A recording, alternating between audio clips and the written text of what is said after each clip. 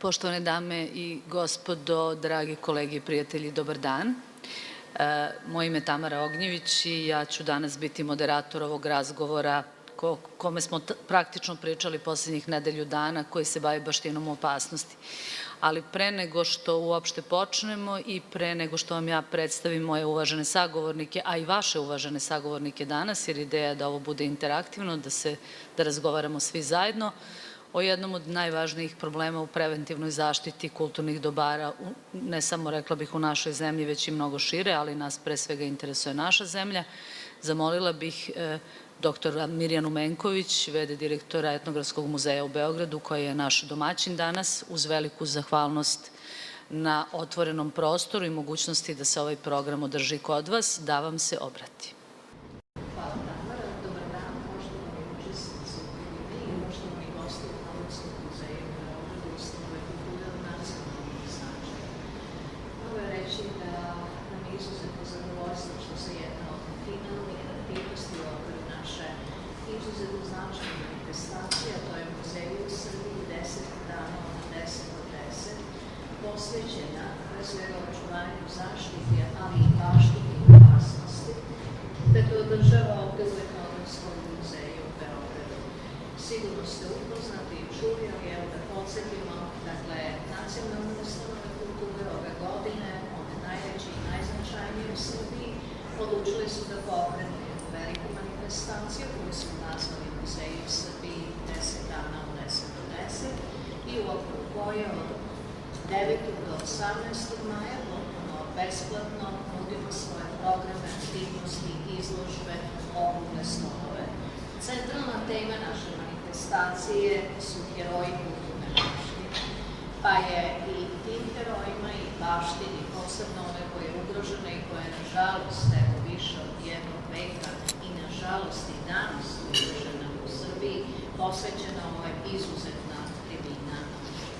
Ja bih jedino želela da se najlepše još jednom zahvalim svima vama koji danas učestvujete u ovoj tribini, da se zahvalim Tamari Ognjević, koja će biti moderator i voditi ovu tribinu, vama koji ste došli i pozivam vas da zaista razgovaramo, jer sigurno sam da informacije koje ćemo danas čuti su informacije koje nismo imali prilike do sada da razmenjujemo, a po kojima je nužno da razgovaramo kada je u pitanju kulturno nasleđe Srbije.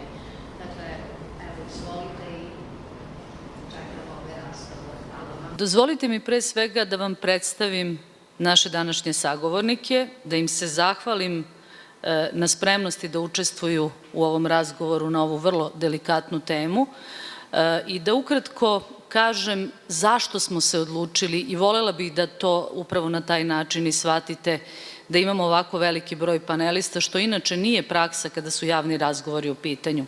Naime, neka moja skromna, tajna želja i ambicija jeste da ovo bude samo prvi u nizu razgovora na ovu temu, prvi u seriji predavanja, radionica i drugih različitih dinamičnih programa u kojima ćemo pre svega raditi na podizanju svesti o važnosti kulturnog nasleđa, o njegovom aktuelnom stanju i o tome šta možemo za kulturno nasleđe, za baštinu da uradimo svi mi.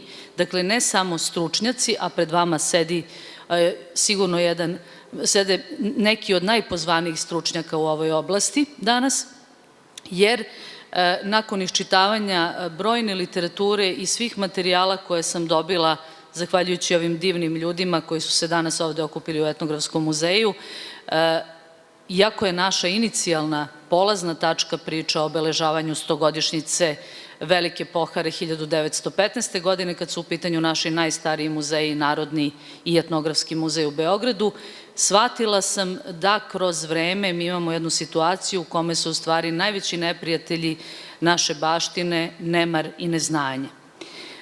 Da bismo to popravili, nije suština samo da stručnjaci znaju, oni po definiciji svog opredeljenja moraju da znaju, već i da mi kao široka kulturna javnost budemo obavešteni šta možemo da učinimo za baštinu. Ali pre nego što krenemo, kao što rekoh, u razgovor, želim da vam predstavim naše današnje sagovornike. Znači, ovako u nizu kako sede s leva na desno, Vesna Živković, Centralni institut za konzervaciju, Adam Crnobrnja Narodni muzej u Beogradu, Branko Jokić muzej u Prištini, Vladimir Krivošev Narodni muzej u Valjevu, Dragan Krsmanović Memorijalna galerija bitke na Drini 1914. Banja Koviljača, Renata Samardžić Kriminalističko-policijska akademija u Zemunu i Bora Otić Radio-televizija Vojvodine. Naša najavljena sagovornica Vojka Pajkić, urednica kultne emisije Kult 202 Radio-televizije Srbije, nažalost opravdano je sprečena, danas ima visoku temperaturu, da nam se pridruži. Ali kao što rekoh, bit će prilike. Ono od čega bih počela jeste jedna mala istorijska statistika i jedna mala kontradiktornost. Pomenu smo malo čas 1914. 1915. 100 godina od devastacije, razaranja, pljačke ondašnjih naših krovnih zaštitarskih institucija, koja u svom konačnom ishodu ima zaključak da je bila takvih razmera da se ni danas ne mogu sagledati njene realne posledice. Zanimljivo je, međutim, da je prvo pravo delovanje u okviru takozvane preventivne zaštite se na ovom našem prostoru odigralo mnogo pre te 1914. odnosno 15. Datum je interesantan, u pitanju je 5. juni 1862. Jedan visoko profesionalan i odgovoran bibliotekar i čuvar ondašnjeg muzeja Janko Šafarik, čovek sa čijim se imenom tako često srećemo kada se bavimo istorijom, u času kada je došlo do sukoba koji se odigravao upravo ovde na ovom Studentskom trgu, ondašnjem Velikom pijacu, između Turaka koji drže Beogradsku tvrđavu i Srba nakon ubistva na Čukur Česmi, puškaranja, granatiranja sa Beogradske tvrđave, Šafarik je prema svim pravilima preventivne zaštite spakovao zbirke u odgovarajuće kutije, deportovao, čak stigo da uzme i revers od ondašnjeg ministra finansija. Najbolji fantastičan primer kako to u stvari treba da se radi, znači davne 1862. pre 150 godina. Već 1912. godine u Balkanskim ratovima strada takozvani muzej u kući Džinića u Prištini, kada su izgubljene dragocene kolekcije. 1914. i 1915. iz za sada još uvek nedovoljno istraženih razloga i naša država i ondašnji zaštitari dočekuju nespremni, dolazi do ogromne štete, što tokom bombardovanja, što tokom pljačkanja ondašnjih muzejskih institucija, a one su se opet nalazile, eto kažem, nije ni malo slučajno da se nalazimo danas u Etnografskom muzeju, sve u ovom krugu, na ovom trgu, u ondašnjoj kući kapetana Miše Anastasijevića i braće Veličković. Opisi onoga što je ostalo, u kakvom se stanju našlo, mogu se naći u studijama koje su radili ljudi iz Centralnog instituta za konzervaciju, odnosno dr. Mila Popović-Živančević, i oni su istinski potresni. Šta se međutim dešava kao kruna tih devastacija jeste činjenica da kada se Srbija nađe na mirovnoj konferenciji u Versaju 1918. godine, ona ne može da dobije odgovarajuću ratnu reparaciju jer ne postoji odgovarajuća dokumentacija kojom bi se dokazalo šta je sve to oštećeno, uništeno i pokradeno tokom Velikog rata. I to je tačka na kojoj ću ja postaviti moje prvo pitanje, mom prvom sagovorniku danas, magistru Draganu Krsmanoviću, oficiru, istoričaru, arhivisti, kustosu Memorijalne galerije Bitka na Drini 1914. u Banji Koviljači, a pre svega čoveku specijalizovanom za arhivsku građu, dakle za dokumentaciju, čovjeku koji je nedavno u sklopu ove naše manifestacije Muzeji Srbije 10 dana od 10 do 10 održao jedno vrlo zanimljivo predavanje upravo na temu krađe, arhivske građe. Šta, kolega Krsmanoviću, znači kada nestanu dokumenti? Mi vidimo ovde jedan mogući rezultat i kako su u stvari i zašto, šta je ključni motiv, zašto bi neko ako ima priliku da ukrade neke skupocene umetnine muzejske ili neke druge vredne predmete krenuo da krade upravo arhivsku građu? Pa, ja se neću baviti pojedinačnim krađama. Iako sam potpuno svestan da je ratno vreme idealno vreme za otuđenje bilo čega što je vezano za kulturnu baštinu, zbog toga što je to vreme opšteg razaranja, upotrebe sile, krize nekakvog sistema vrednosti, prestanka rada nekih institucija. Znači, rat predstavlja pogodan trenutak kad se može otuđiti, ukrasti, uništiti kulturna baština. Ali ja ću se ovdje baviti krađom arhivske građe sistematične. Znači, neću pominjati ona dva sanduka iz Narodne biblioteke koja su u Prvom svjetskom ratu nestala u Nišu na željezničkoj stanici u kojoj se nalazi 56 rukopisnih knjiga koje se danas nalaze u Dublinu, Minhenu i na drugim mestima. Znači, nešto što je bilo kod nas u institucijama nestalo je, a onda se pojavljuje negdje na nekim berzama, preprodaje se nešto.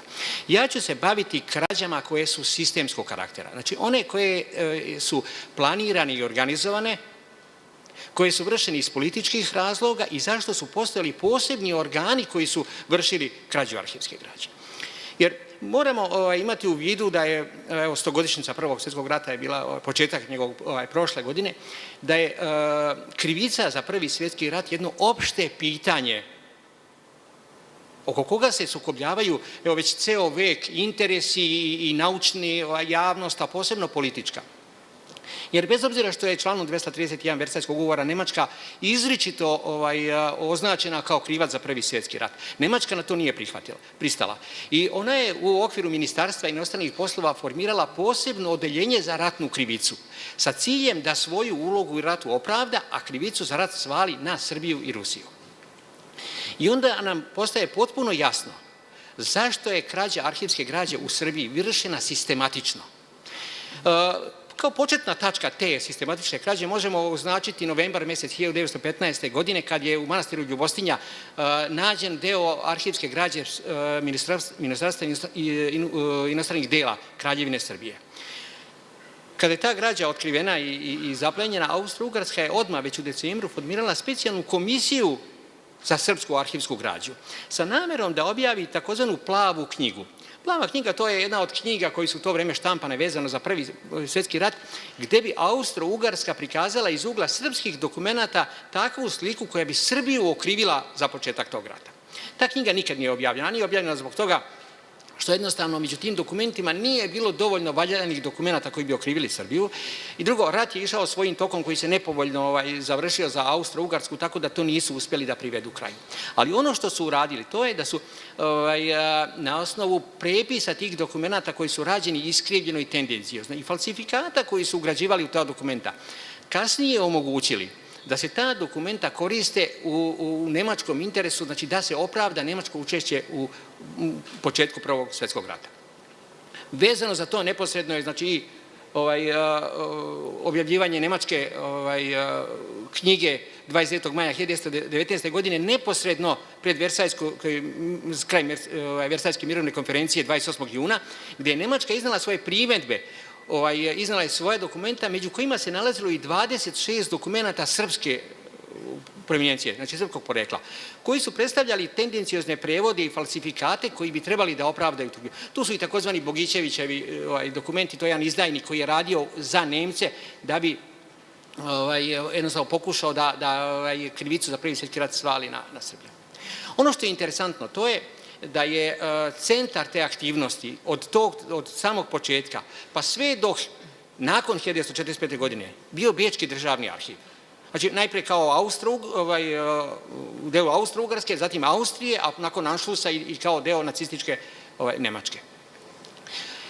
Ono što je, znači, važno, to je da su sa ta dokumenta koja su ukradena, falsifikovana, tendencijozno prevedena, pojavile se izbirci dokumenta koja je 1930. godine objavljena u 8 tomova austrijske kao dokumenta o spoljnoj policiji Austro-Ugarske od 1908. do 1914. godine, ponovo sa istim ciljem.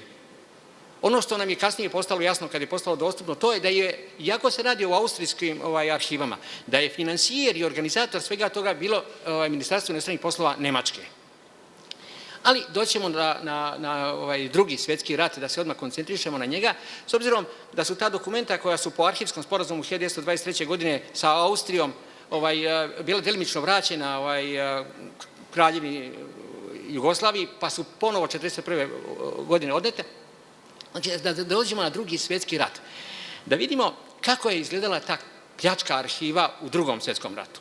Normalno, ja se opet neću baviti jednom posebnom grupom, to je neka grupa Rosenberg, koja je formirana jula 1940. godine, gdje su Nemci odredili specijalnu grupu za pljačku kulturne baštine, prvenstveno muzejskih i kulturnih, znači umetničkih predmeta i sve.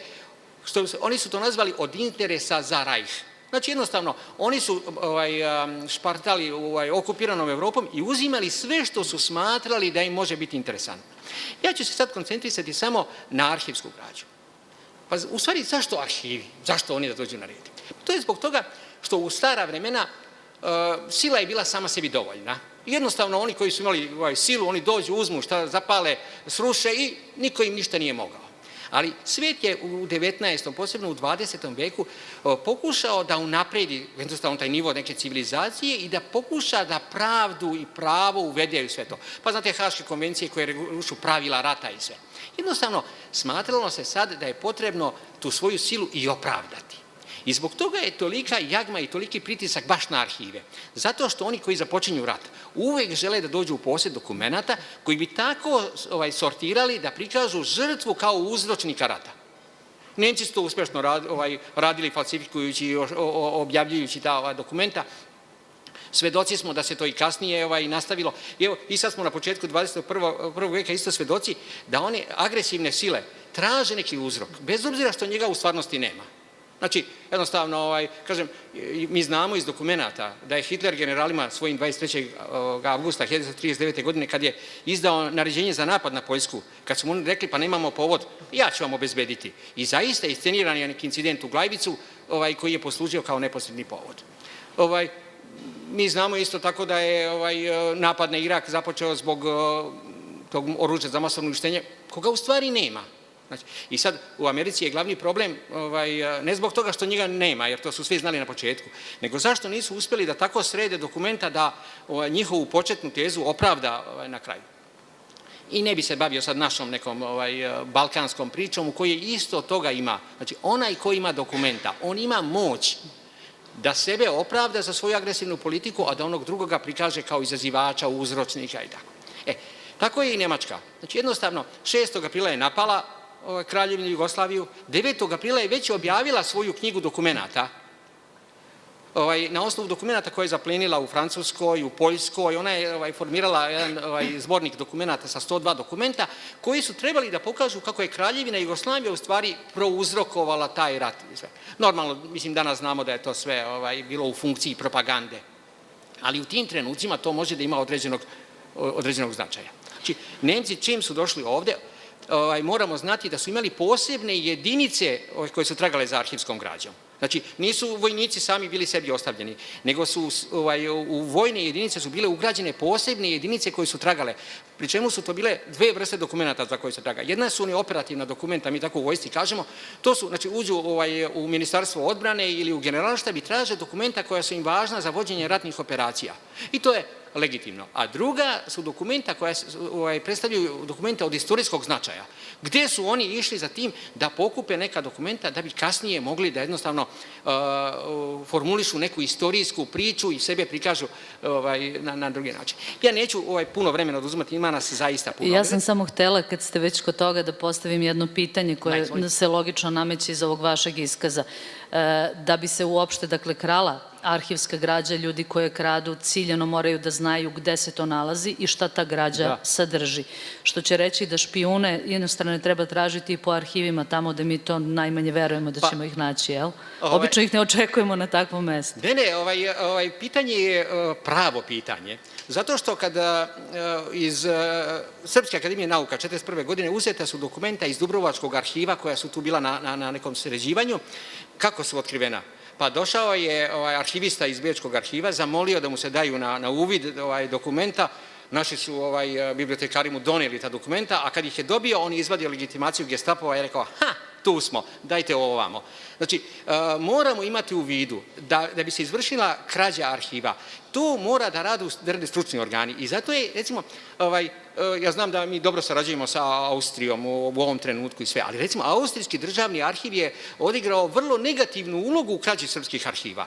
Zbog toga što su stručnjaci iz tog arhiva, znači oni ljudi koji su bili obrazovani, vaspitani, pravi arhivisti, oni su pomagali u pljačci drugih arhiva. Znači, uradili su jednu nečasnu ulogu, prosto profesionalno nečasnu. Ja bih vas u ovom trenutku na neki način zamolio da jednog čoveka predložimo danas za junaka kulturne baštine. To je Vojislav M. Jovanović Marambo. To je čovek koji je imao jednu lepu profesorsku karijeru i sve je naslučivalo da će se baviti istorijom književnosti, što je njegova osnovna djelatnost, a onda je zalutao u diplomatske vode i od 1937. do 1941. godine bio je direktor istorijskog odeljenja Ministarstva inostranih dela, a nakon Drugog svjetskog rata od 1945. do 1950. godine bio je sekretar Državne komisije za restituciju arhivske građe. On je čovjek čijim je zalaganjem, znači jednostavno napravljen popis tih dokumenta koji su otete. I imali smo sreću da su ti njegovi zapisi, iako sa dugom zadrškom, osim jednog štampanja od 75. 6. godine u nekim nastavcima, ali kao knjiga su izašli tek 2010. godine kao potraga za ukradenom istorijom. To je njegova knjiga, to je u stvari način na koji je on opisao potragu za tim ukradenim dokumentima. To je jedan, ne samo istorijsko značajna knjiga, nego i jedan lep kriminalistički roman u kojem mi možemo vidjeti svu tu perfidnost krađe, sistematičnost i organizovanost. I u tome i jeste taj poseban težina te krađe, arhivske građe iz Srbije u Prvom i Drugom svjetskom ratu, što je ona odrađena planski, sistematično, kažem, znači po unapred zadatom zadatku, od napred formiranih organa i sa jasnim političkim ciljem da se Srbija označi krivcem za Prvi i za Drugi svjetski rat. I sad ću se samo na jednu tačku koncentrisati pa da dam reći drugima, recimo Banatski arhivi. Znači, između 18 i 21 vagon arhivske građe iz Banata je odnet prvo preko Nemačke, ali završio u Beču. Zbog čega? Da bi Nemci opravdali svoje prisustvo u Banatu i dokazali kako su oni tu autohtoni, kako su oni dali najveći doprinos razvoju Banata, da se Banat na neki način prigađa nemačkim, da bi u budućem tom nekako Evropi ostvarili određene političke zadatke. Kad su to dobili tamo i kad su pregledali, kad su vidjeli da tamo nema ničega što može da potvrdi tu njihovu napred zadatu teoriju, oni su u julu mesecu 1944. godine sva ta dokumenta poslali u fabrici za preradu papira. A onda kad smo mi tražili ta dokumenta posle Drugog svjetskog rata, rekli su da je, saveznici su tražili da se zgrada Terezijanuma isprazni, oni su izneli ta dokumenta, izbacili na dvorište, pala je kiša i da je to upropašteno nebrigom savezničkih organa koji su bili okupatori u Beču. I ta njihova priča bi prošla da nisu nađeni zapisnici o predaji te arhivske građe firmi za preradu papira. Tako da vidimo, znači, jednostavno ono što su mogli da koriste, koristili su, ono što nisu mogli uništavali su. I kažem, neke male perfidije, da su, kad su morali da vrate dokumenta posle Drugog svjetskog rata, brisali one zabeleške koje su na njima, koje su vrlo važne od onoga koji recimo primi telegram. Nikola Pašić napiše kako po njemu da se postupi, da svoju neku zabelešku ili nešto. Znači, to su prvorazredna svedočanstva o karakteru dokumenta i sve. Oni su to sve uklonili i vratili na dokumenta bez toga. Normalno, ona dokumenta koja su vratili. Znači, evidencija se mukotrpno stvarala zato što je okupator odneo i informativna sredstva. I jednostavno na kraju nismo mogli da utvrdimo šta smo mi to imali. Tako da je to jedan pravi mukotrpan trud u tome da se prvo sazna šta ima, a onda da se to u jednom teškom i bolnom postupku, postupak je trajao do 1991. godine i nezavršen je. Znači, vrate nazad dokumenta koja su bila odneta. Ja sam kao čovjek koji je bio na čelu Vojnog arhiva svedok da i dan danas u Vojnom arhivu nedostaju dokumenta koja su vezana recimo za, Slovenci kažu, Soška fronta, znači za rat na frontu između Italije i Austro-Ugarske koji se odvijao na teritoriji Slovenije, znači u reka Soča i tako, Kobarid i tako. Znači, to ni dan danas nije vraćeno nazad, iako se nalazilo u Vojnom arhivu, imamo dokumenta po kojima je to tu bilo, jednostavno to je odneto i nikad nije vraćeno. Evo, napravili ste nam, ja se izvinjavam, napravili ste nam, ovde bih se zadržala ja, napravili ste nam jedan divan uvod u stvari kakav je značaj arhivske građe, šta se sa njom sve može uraditi, ali ste nam jasno pokazali koliko je u stvari katastrofičan aspekt odsustva preventivne zaštite i čuvanja arhivske građe, odnosno naše spremnosti da i takve situacije, kod nas ratovi nažalost nisu retka pojava, dočekamo spremni štiteći upravo ono što imamo. Znamo iako o tome često ne razmišljamo, da se muzejska građa, arhivska građa, muzejski predmeti, kulturno blago, uvek kada velika većina nas razmišlja na tu temu, razmišlja sa krajnje pozitivnog aspekta, sa primanja informacije o nekoj epohi, određenim ličnostima, događajima, kao svedočanstvu o umetnosti, o estetici, određenim oblicima shvatanja lepog, razumevanja programima iz prošlosti. Međutim, vrlo retko, osim u ovakvim vanrednim situacijama, mi razmišljamo o kulturnom blagu kao svojevrsnom instrumentu interpretacije istorije, kao kreiranju određenih slika koje mogu biti korišćene u propagandne svrhe, a kako to može da izgleda, čini mi se da naš sledeći govornik, gospodin Branko Jokić, direktor muzeja u Prištini, na tu temu nesporno ima najveća saznanja. Ali pre nego što vam dam reč, gospodine Jokiću, htela bih samo da publiku upoznam. Ovo je jedan iskaz koji ste dali Politici u jednom intervjuu već sad davne 2008. godine, koji opisuje u najkraće dramu događaja iz 1999. godine iz vremena NATO intervencije, onoga što se sa muzejem u Prištini u tom času događalo. Citat: "Matičnu zgradu u Prištini štitili smo danonoćno dežurstvom do kraja juna 1999. godine. Tada smo bili prisiljeni da napustimo zgradu pod oružanom pratnjom britanskih vojnih jedinica. Tog istog dana neposredno prisilno napuštanje zgrade pregovarali smo sa italijanskim karabinjerima o izdavanju zgrade u zakup uz ugovor kojim je precizirano striktno čuvanje kulturnih dobara. Razgovor su prekinuli britanski vojnici sa uperenim puškama, naredili su i nama i karabinjerima da odmah napustimo zgradu.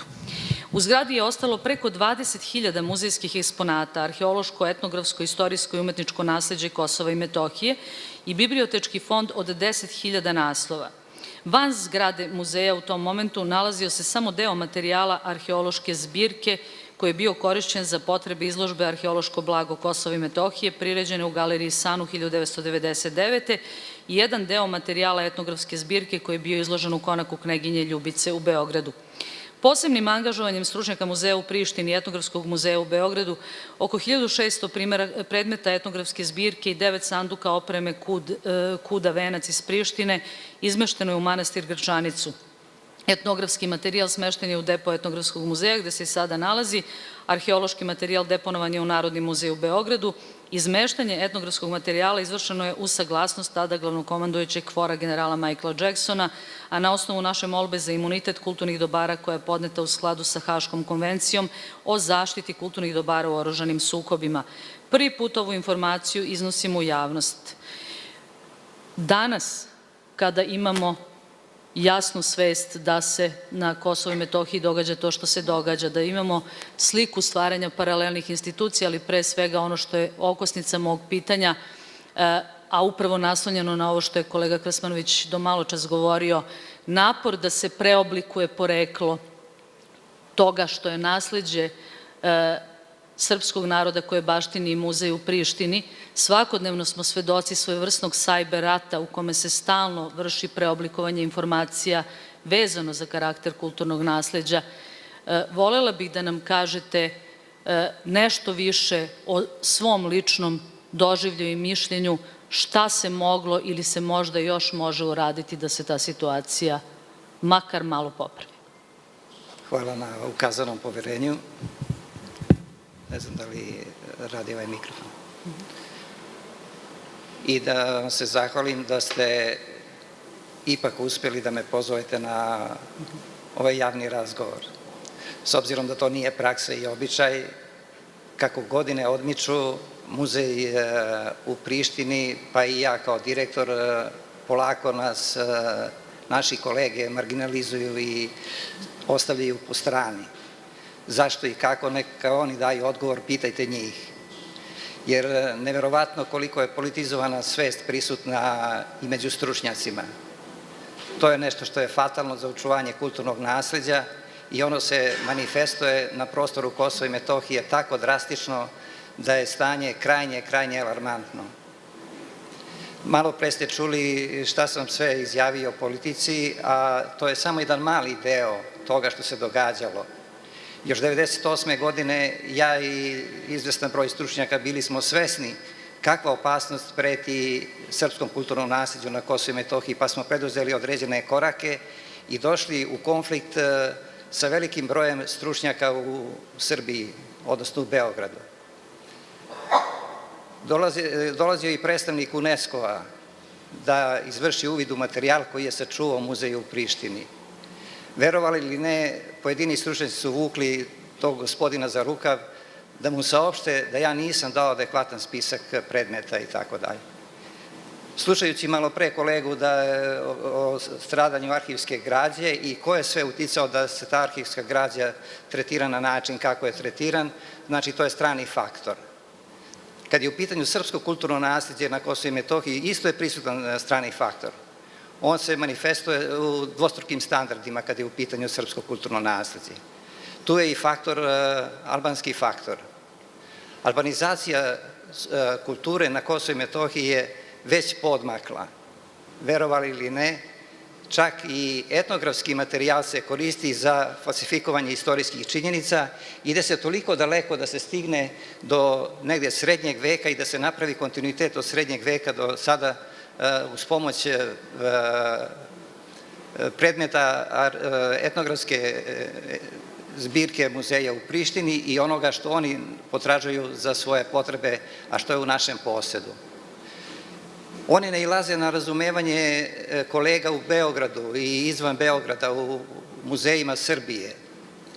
Uspostavljaju kontakte mimo mog uvida ili znanja, a ja nikada nisam imao priliku da me neki od kolega pozove i da kaže Branko, zvao me taj i taj iz Prištine, traži od mene to i to i tako dalje. Svi stručnjaci iz Srbije koji učestvuju na međunarodnim konferencijama na Kosovu i Metohiji nikada ne dolaze sa informacijom, odnosno sa izveštajem šta se događalo na tim konferencijama, šta je albanska strana govorila, koje neistine iznosila i da li je iko uspeo da makar jednu rečenicu izgovori nasuprot tome što su oni izjavljivali. Ja za sada nemam tu informaciju. Voleo bi da mi neko kaže da je, to bi bilo stvarno pozitivan iskorak, da je neko istupio kritički prema svemu onome što albanska strana propoveda već punih 10-15 godina. Ja imam iskustva sa međunarodnih konferencija i znam šta sam sa pojedinim kolegama radio. Mi smo stalno podnosili izveštaj Ministarstvu spoljnih poslova, Ministarstvu kulture i Direkciji za međunarodnu i kulturnu saradnju Ministarstva spoljnih poslova. Znači, to je obaveza i struke da sledi državni interes i nacionalni interes kada je u pitanju zaštita kulturnog identiteta. Ja volim da kažem kulturni identitet, ne kulturno nasleđe, crkvena baština, kulturna baština i tako dalje. Radi se o srpskom kulturnom identitetu na Kosovu i Metohiji i taj termin treba koristiti u svim prilikama. Nešto bih rekao o srpskom faktoru malo više. Srpski faktor je fatalan za srpsko kulturno nasleđe na Kosovu i Metohiji. Fatalan. Zašto? Pa evo zašto. Još od 2000. godine, 2001. godine, uću malo u političku sferu. Pripadnici jedne političke stranke u Srbiji su ušli u privremene institucije već 2001. godine i dali legitimitet novoj albanskoj, tako reći, državi. To se odrazilo i 2008. godine jer je time prejudiciran status, odnosno data mogućnost da se dogodi to što se dogodilo. Kada je u pitanju srpsko kulturno nasleđe, situacija je još poraznija po nas. Počevši od one međunarodne konferencije, donatorske konferencije u Parizu, pa redom do dana današnjeg. Onda su to bile putovanja i gostovanja u Tirani, u Ohridu, u Sofiji i tako dalje. Nažalost, i jednog ministra i direktora Republičkog zavoda za zaštitu spomenika i njihovih stručnjaka. Oni su sebi dali za pravo da izvan svoje nadležnosti deluju. Ne može Republički zavod za zaštitu spomenika da donosi odluke o pokretnom kulturnom nasleđu koje čuva muzej u Prištini. To je radio i sektor za kulturnu baštinu Koordinacionog centra.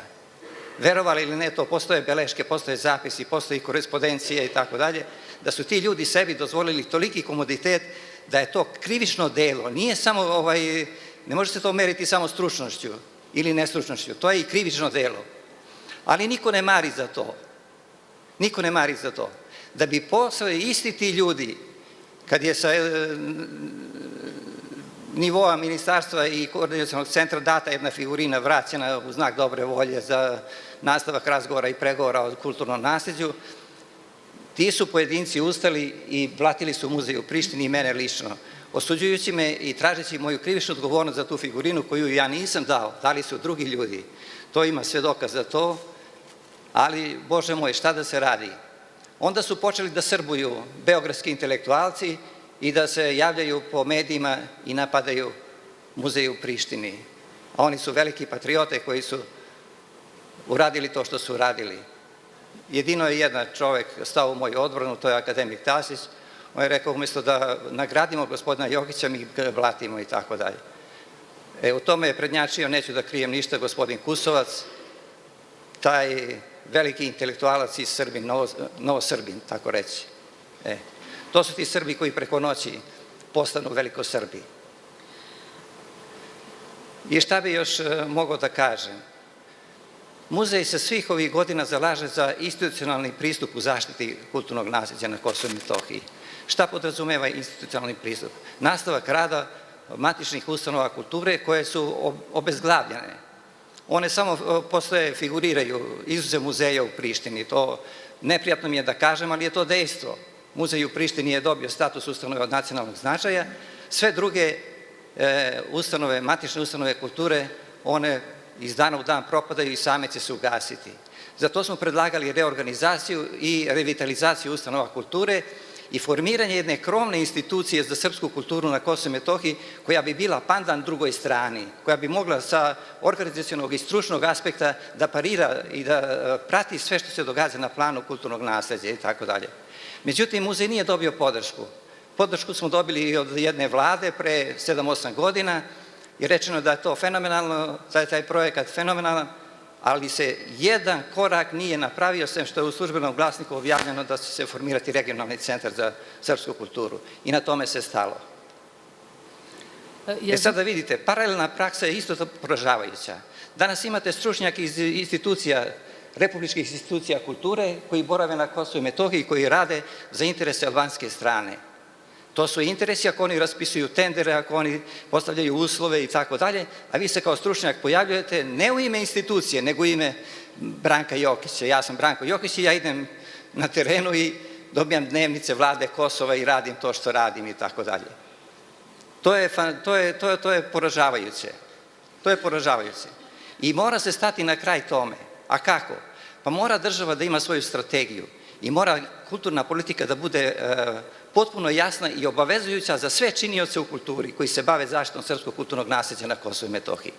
Ne možemo svi da sviramo u svoj rog, jer to je poražavajuće. Mi smo takvim radom uspeli da damo legitimitet drugoj strani, da ona pridobije nadležnost nad sveukupnim kulturnim nasleđem na Kosovu i Metohiji. To je dejstvo. Videli mi to, ne videli, ili priznali ili ne priznali.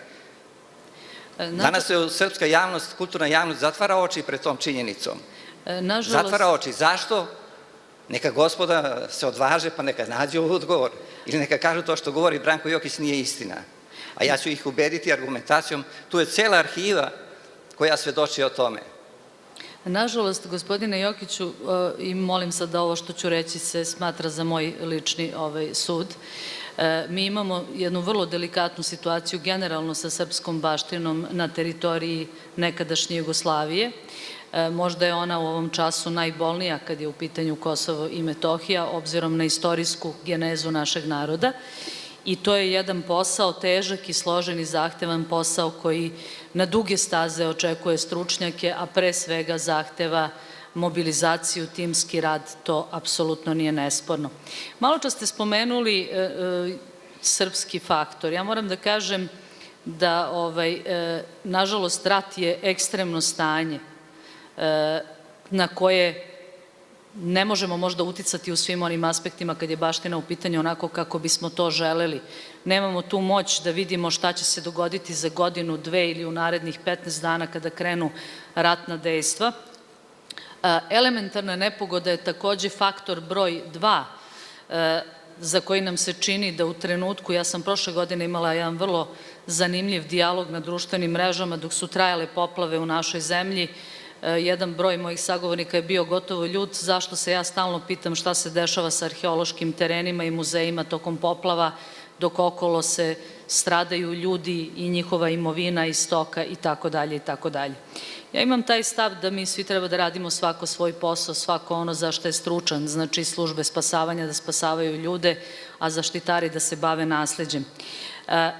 Iz tog razloga sam danas pozvala čoveka sa, da tako kažem, praktičnim i neposrednim iskustvom iz prošlogodišnje situacije, istoričar, kulturolog, doktor menadžmenta u kulturi Vladimir Krivošejev, direktor Narodnog muzeja u Valjevu i autor jednog samo naoko, da tako kažemo, nesporno duhovitog, ali i urgentne objave prošle godine koja otprilike glasi ovako: nemaju samo Nemci u Berlinu muzej na ostrvu. U času dok gledamo fotografije na kojima se izlila reka i dok svakog trenutka očekujemo da ta voda prodre u Narodni muzej u Valjevu i objekte koji se nalaze u njegovoj neposrednoj blizini. Šta se u stvari događalo tih dana, Vlado? Događalo se puno toga o čemu možemo govorimo sa više aspekata. Ja ću kasnije malo više govoriti s onog aspekta koji možda nije očekivan, nego sa ovoga o kome svi današnji sagovornici govore. Desilo se nešto što, da budem realan, kao neko ko živi u Valjevu, u centru Valjeva, koji radi u muzeju koji se nalazi na 50 metara od reke Kolubare, niko zaista nije očekivao. Svi vi koji ste bili u Valjevu videli ste Kolubaru koja potiče kroz grad, koja deli grad na dva dela. Ono čime smo decenijama bili ponosni, to je izvanredno uređenje toka Kolubare kroz sam grad. Neću sada da govorim o periferijama, Kolubara se i ranije na periferijama vrlo često izlivala, pravila je velike štete, ali u gradu je zaista Kolubara bila izvanredno uređena. Njeno korito je imalo dva nivoa. Prvi nivo je bio onaj redovni nivo koji imao svoju visinu oko metar, metar i 20 i prosečno punjenje tog nivoa reke nije bilo ni 20%. Gornji nivo iznad toga je bio znatno širi, tako da ta leva i desna obala gornjeg nivoa nije bila obala reke, bila je šetalište za građane Valjeva. Ja pamtim da se u više navrata Kolubara izlivala na taj drugi nivo. Pazite, to je već za razliku od donjeg nivoa, gde je širina 6 metara. Ovde govorimo o širini od 25, pa od preko 30 metara, o visini od preko 2 metra. Jednostavno nikada nije došlo do toga da se Kolubara popuni više od polovine gornjeg nivoa. A i to se dešavalo samo povremeno, samo retko, sa vrlo brzim padom vode. Prošle godine, 12. maja, popodne, kiša je počela da pljušti i nije stala. 14. maja smo već bili u maloj panici. Kolubara se približavala, lepo je prešla prvi nivo i počela je da se polako izliva i na drugi nivo. U tim trenucima na takve splet okolnosti niko nije bio spreman. Bilo je, jer to su te hiljadugodišnje vode koje se nije razmišljalo. Razmišljalo se uvek o tim 100-godišnjim vodama i šta raditi u tom slučaju. U svakom slučaju, u noći između 14. i 15. maja Kolubara se izlila. Rekao sam da je muzej nepunih 50 metara od reke. Srećom, u nesreći, voda nije ušla u muzej, došla je do temelja muzeja, ali ipak zbog konfiguracije terena i zbog toga što je sam objekat muzeja ipak uzdignut još više od pola metra, a opet rasipanje vode dalje po celom gradu usporilo bi mogućnost, sprečilo bi mogućnost da uđe voda u muzej. Znači, te realne opasnosti nije bilo. Meni je najveća opasnost, bili smo spremni. Na spratu su depoji, tako da zbirke u depojima su bezbedne. U prizemlju je postavka, srećom sve je na postamentima, sve je u vitrinama sa nogarima. Ono što smo uradili, to je samo da smo predmete koji su bili na zemlji podigli na vitrine i to je bila ta neka naša aktivnost. Zlu ne trebalo ako se desi ono što se srećom nije desilo. Veća opasnost je pretila Muselimovom konaku. Tako sam bar mislio u tom trenutku. Muselimov konak je na nivou, či objekat na nivou trotoara, nije uzdignut, koji ima svoj podrum sa izlivanjem reke i ulaskom vode u podrum, za kratko vreme bi se ceo podrum napunio vodom. Tu smo pokušali da angažujemo neke snage koje bi nam pomogle da džakovima zatvorimo 2 ulaska u podrum, međutim to je bilo bezuspešno, a na sreću i nepotrebno. Bezuspešno zbog toga što jednostavno nije bilo ljudi koji bi bili određeni da to urade. Niti se mogli doteramo džakove sa peskom u tolikoj količini koja je trebala. Bilo je nepotrebno jednostavno zbog toga što ipak sam tek tada shvatio da je slučaja ipak osnovno nivo tla gde je Musejlimov konak dobrih pola metra pa i više iznad nivoa tla objekta muzeja koji je samo 50 metara udaljen, što se kod nas u toj pakoškoj površini nije vidjelo. Tako da faktički imali smo dosta sreće u nesreći, znači u centralnom objektu muzeja smo više manje bili spremni da reagujemo kako je potrebno, u Musejlimovom konaku nismo bili toliko spremni i nismo imali ni mogućnosti da budemo spremni.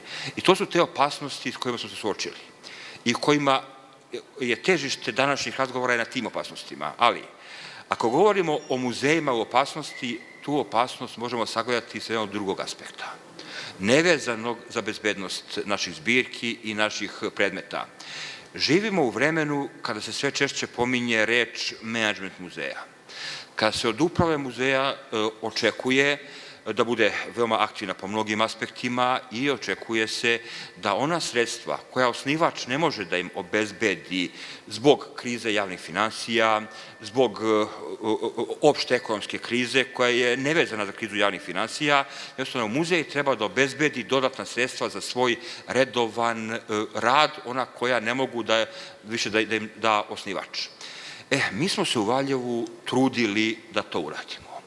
I na sreću, a možda i na nesreću, imali smo u tome puno uspeha. Razvijenim marketinškim aktivnostima doveli smo do toga da naše postavke za 10 godina, da broj posetilaca u centralne postavke sa 10 godina poraste sa 4 na 24.000 posetilaca na nivou godine. Što znači da su nam u tolikom procentu porasli i sopstveni prihodi, kako od ulaznica, tako od prodaje suvenira. Ali smo bili svesni jedne opasnosti, a to je, evo, na primjeru 2013. godine, od 24.000 posetilaca koje je došlo 2013. godine u Valjevski muzej, njih 12.000 je došlo u maju mesecu. A od tih 12.000, 8.000 je došlo u drugoj polovini maja.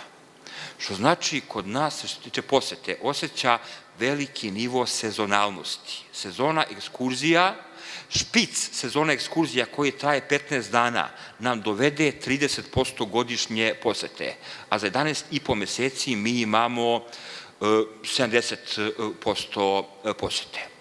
Ok, dok god je poseta dobra, nismo se puno brinuli, ali se poseta otvoreno. A onda, od te posete, pored toga što dopunjavamo razna nedostatak budžetskih programskih sredstava, sredstva koja na taj način zaradimo, usmeravamo i u zarade nekih zaposlenih u muzeju koji su na samofinansiranju, nisu budžetski finansirani, a od 2011. igrom spletom loših okolnosti, od sopstvenih prihoda ostvarenih u istorijskom spomen kompleksu u Brankovini 100% finansiramo svaku aktivnost. Znači, ko je vas bio u Brankovina, bili ste pretpostavljena većina, znači u Brankovina već nekoliko godina iz bilo kog budžeta ne dobira ni jedine žute banke, sva aktivnost od dovoženja vode, jer tamo nema vode i punjenja ovih cisterni, preko pražnjenja septičkih jama do plata stalno zaposlenih i sezonskih zaposlenih, sve to od sopstvenih prihoda. Nama su uvalili Brankovinu kao vruć krompir, svesni da eto, pokazali ste na primjeru muzeja da umete da menadžerišete, pa evo vam Brankovina pa menadžerišete. I to smo i radili. Ali prošle godine, igrom slučaja, šta se desilo? Desilo se da upravo poplava se nije desila u neko drugo vreme, nego se desila u špicu sezona ekskurzija. Onda kada smo očekivali da nam dođe 8.000 posetilaca koji treba da finansiraju rad zaposlenima, nekim zaposlenima u muzeju, svim zaposlenima u Brankovini i koji treba da dopuni sredstva za različite programske aktivnosti.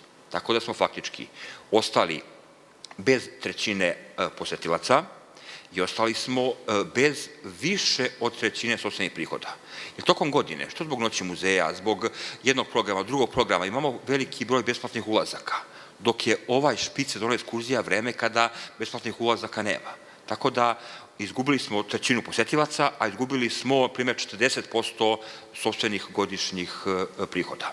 I to je bila ta opasnost. Vlado, da li mogu tu da ti postavim pitanje koje se tiče sredstava? Da li deo tih sredstava usmeravate ka zaštiti, merama preventivne zaštite i da li imate plan? Malo čas si u nekoliko navrata pomenuo faktor sreće, a to mojim ušima ne prija kad je u pitanju zaštita kulturnih dobara. Šta se čini, šta bi se dogodilo da niste imali sreće? Evo jedno hipotetičko pitanje za ne daj Bože. Znači, dogodilo bi se isto ono što bi se dogodilo da je ispod muzeja bio, šta god da smo radili, da ispod muzeja bio epicentar zemljotresa od 9 stepeni ili da je NATO bomba pala direktno na muzej. Znači, imali bismo nesagledivu štetu za...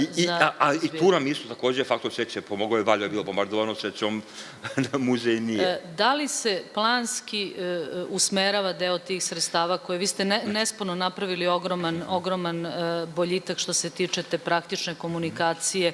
Uostalom, Narodni muzej u Valjevu ima direktora koji je ekspert u oblasti marketinga i turizma i kulturnih dobara, što je sjajno, ali je neobično važno, do mene je došao jedan podatak o kome ćemo nešto kasnije govoriti, a to je da je 2010. godine donesen na nacionalnom nivou zakon o merama koje se preoduzimaju u vanrednim situacijama, a da prema dosadašnjim saznanjima zapravo nijedan naš muzej se nije opredelio i definisao ka pristupu tom novom zakonu. Znači, da li misliš ovako, pošto ti spadaš u kategoriju savremenih menadžera, da ćemo mi ipak morati malo da fokusiramo se i u tom pravcu, da ne računamo samo na sreću? Morat ćemo sigurno, ali kad pogledamo šta podrazumeva to sve, mi imamo plan evakuacije, mi imamo plan u vanrednim situacijama gde ćemo našu građu da premeštamo, koji deo građe gde. Taj plan postoji. Međutim, ja nisam dobio povratnu informaciju ko će da obavi te aktivnosti. Naše je da ih upakujemo, naše da ih spremimo, naše da ih sprovedemo dalje. Ali onaj feedback koji očekujem od nekih drugih organa koji nisu vezani za nas, jednostavno nemam. Tako da, ko bi nama pomogao da mi ispunimo taj plan, to je za sada veoma otvoreno pitanje. Što se tiče sopstvenih sredstava, znači, ne ulažemo ih u preventivnu zaštitu, ulažemo ih u ovu tekuće poslove konzervacije i restauracije. Bilo kao prošle godine da jedan deo posla potpunosti finansiramo sopstvenih prihoda, bilo pak da, zavisno od zbirke koja se konzervira, sopstvenim prihodima dopunimo nedostajuća sredstva koja smo dobili od osnivača ili pak po konkursu od Ministarstva kulture. Evo, doći ćemo i do onog dinamičnog dela razgovora. Vidim u očima Vesne Živković da želi žarko da odgovori na ovo pitanje, a doći ćemo, Vesna, obećam i do toga. Videli smo elementarnu nepogodu šta može i kako može se desiti, ali baština ima i druge neprijatelje, da ih tako nazovemo zbirno, i druge vrste opasnosti prete. Iz tog razloga danas sa nama magistar arheologije, muzejski savjetnik, konzervator, čovek stalno zaposlen u Narodnom muzeju u Beogradu, autor više monografskih i stručnih radova, rukovodilac sistematskih istraživanja u Stublinama, Obrenovcu, magistar Adam Crnobrnja. Adame, nisu svi neprijatelji, da tako kažemo, random, odnosno elementarne nepogode i slične stvari. Sa čime se mi u svakodnevnoj praksi, odnosno pre svega arheolozi, kad smo se pripremali za ovaj javni razgovor, vi ste mi u jednom momentu rekli da ne moramo uopšte tako daleko. Ja sam u prvom momentu imala na umu divlje kopače, koji su naravno jedan od ključnih problema naših arheoloških terena, ali ste mi rekli da ne moramo čak mnogo daleko na arheološki teren, da u neposrednoj blizini Etnografskog muzeja vreba ta opasnost koja je možda mnogo veća opasnost od divljih kopača. Ako mi dozvolite, ja bih krenuo redom, pošto arheologija, odnosno stanje arheoloških lokaliteta, artefakata, arheoloških konteksta, pošto treba sagledavati objedinjeno u Srbiji, je izgleda u miru više ugroženo nego u ratu. Poslednjih meseci i intenzivno može da se vidi na mnogim internet portalima, televizijskim stanicama šta radi Islamska država u Mesopotamiji, gde dolazi do intenzivnog lomljenja spomenika i arheoloških artefakata u muzejima, ali i miniranja samih lokaliteta. Nažalost, u Srbiji arheološko nasleđe je u stanju koje, pa bukvalno kao da smo stalno u ratu. Zato bih krenuo od početka, od tih najvidljivijih segmenata uništavanja arheološkog nasleđa, a to su takozvani divlji tragači, zlatari, zavisi kako se zovu u kojem delu Srbije. Oni često znaju da budu vrlo simpatični medijima, pa se u medijima onda pojavi sa početkom svetske ekonomske krize, u više novina se pojavi vest da eto se ljudi dovijaju, pa idu, pa traže, pa pronalaze zlato, artefakte, prodaju. Meni, na primjer, nije uopšte jasno da tu ne odreaguju ni mediji, ali ni policija, odnosno Ministarstvo unutrašnjih poslova, pošto je to bukvalno kao da vam neko najavi da će, pošto nema leba da jede, otići do pljačka trafiku, samoposlugu, ukrade automobil. Biću kratak, potrudit ću se da budem kratak. Kako izgleda to na terenu? Čim krenete malo ka periferiji Beograda, počinjete da nailazite na ljude koji vrlo dobro znaju gde se nalaze arheološki lokaliteti, koliko bi neki artefakt mogao da košta. Srem je već fino prekopan, onda idete dalje. Najteža je situacija u istočnoj i jugoistočnoj Srbiji. To su ljudi koji idu sa detektorima, ljudi koji kopaju rupe, onako, ja sam poneo, zbog toga bio snimke efektnije nego kada objašnjavam, 5 sa 5, 10 sa 10, prekopaju čitav arheološki lokalitet, površine 5-6 stari koje je pod zaštitom državnom, radi se i bagerima.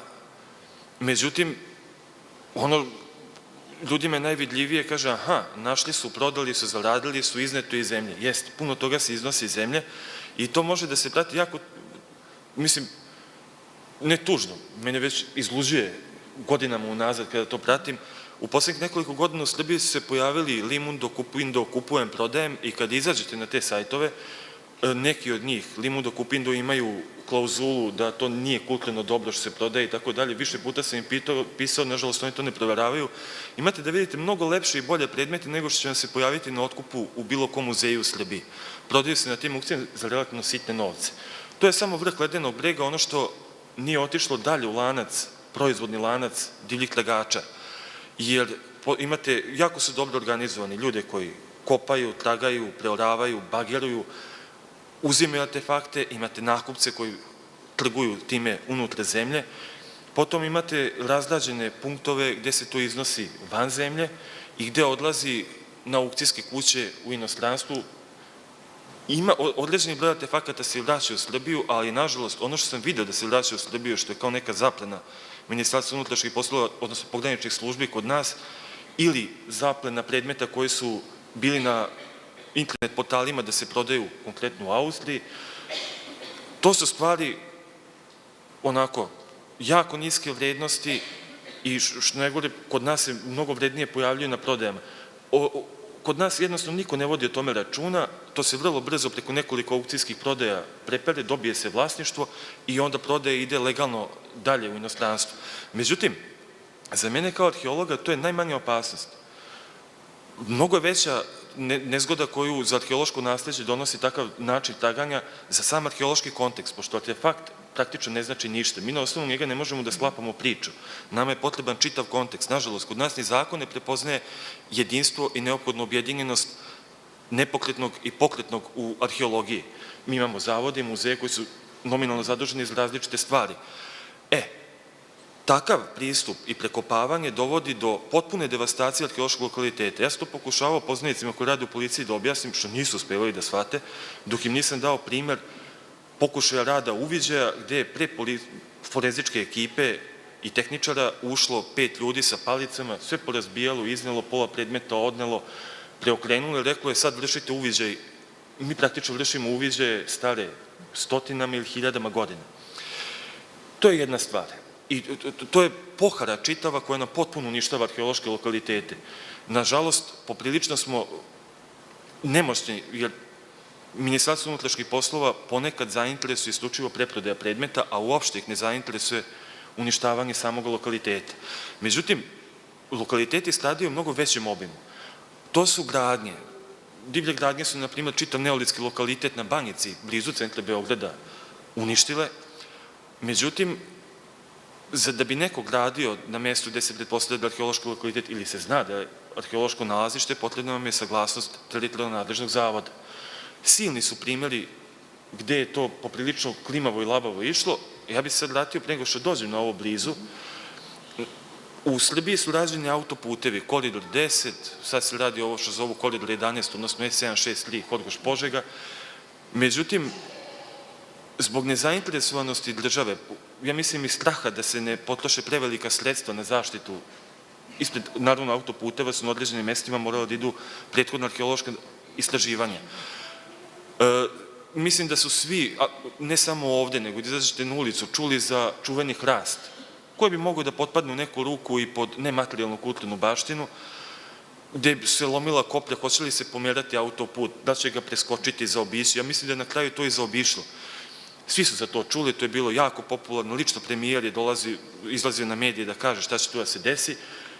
Međutim, nešto posle toga se pojavila velika, grandiozna bazilika na autoputu ka Kraku, ka Bugarskoj, kod mesta Crvena reka.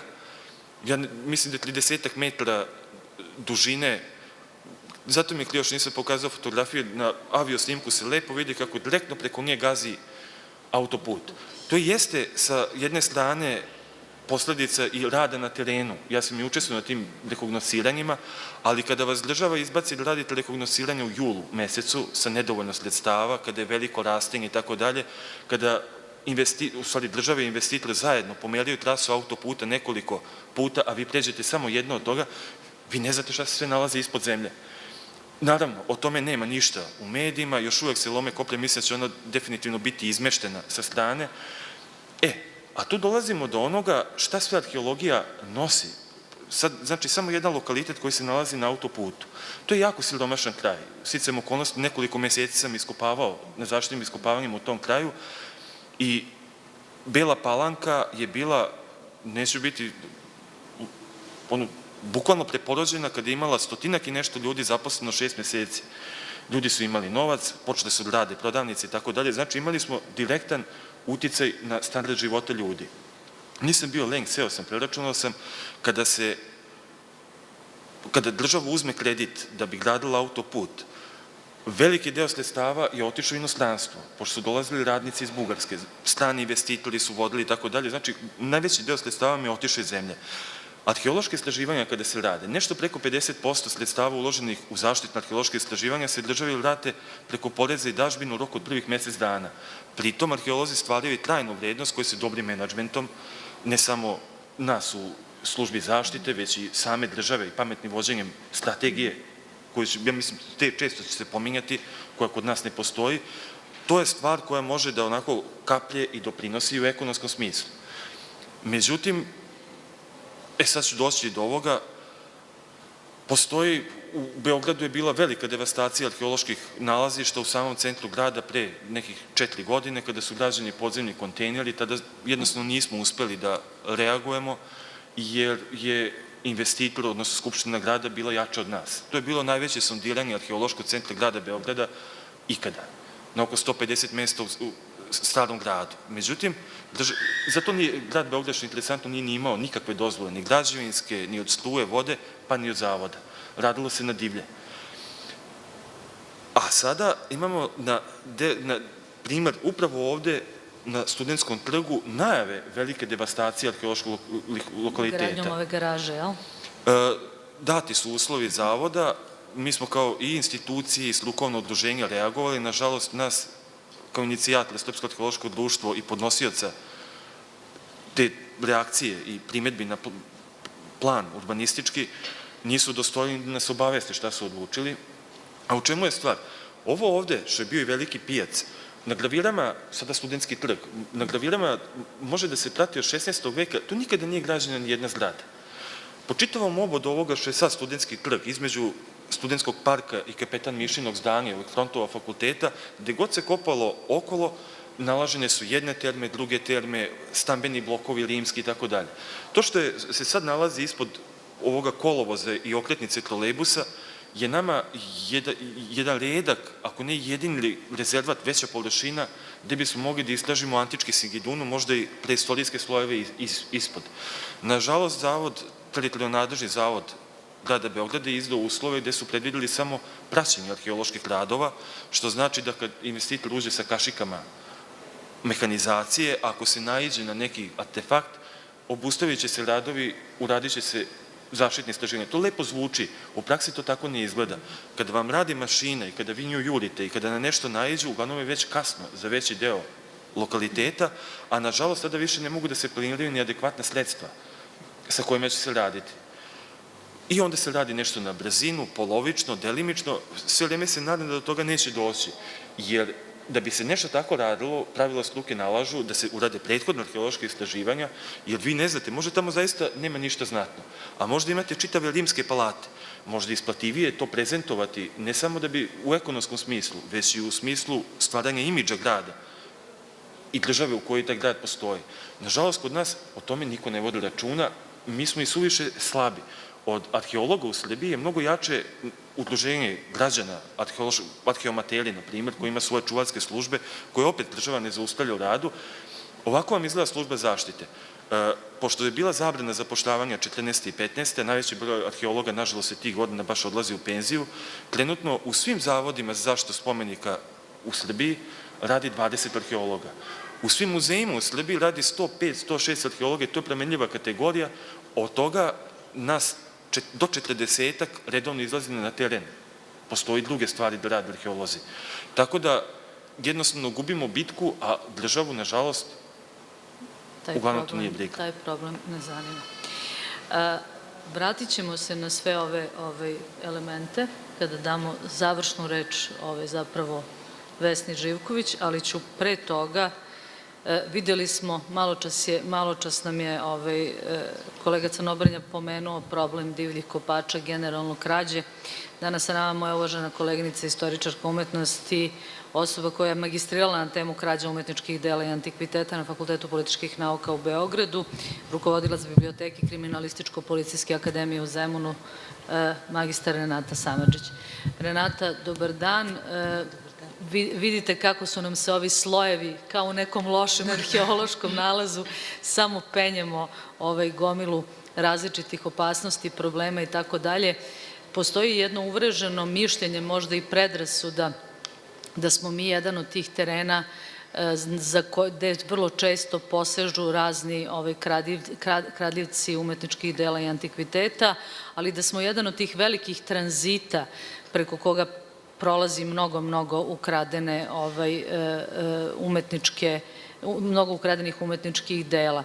Mi trenutno imamo tu strašnu situaciju sa tim ratom na Bliskom istoku. Evo, juče čitam u novinama primicanje ovog Izisa Palmiri i uopšte jednu zastrašujuću.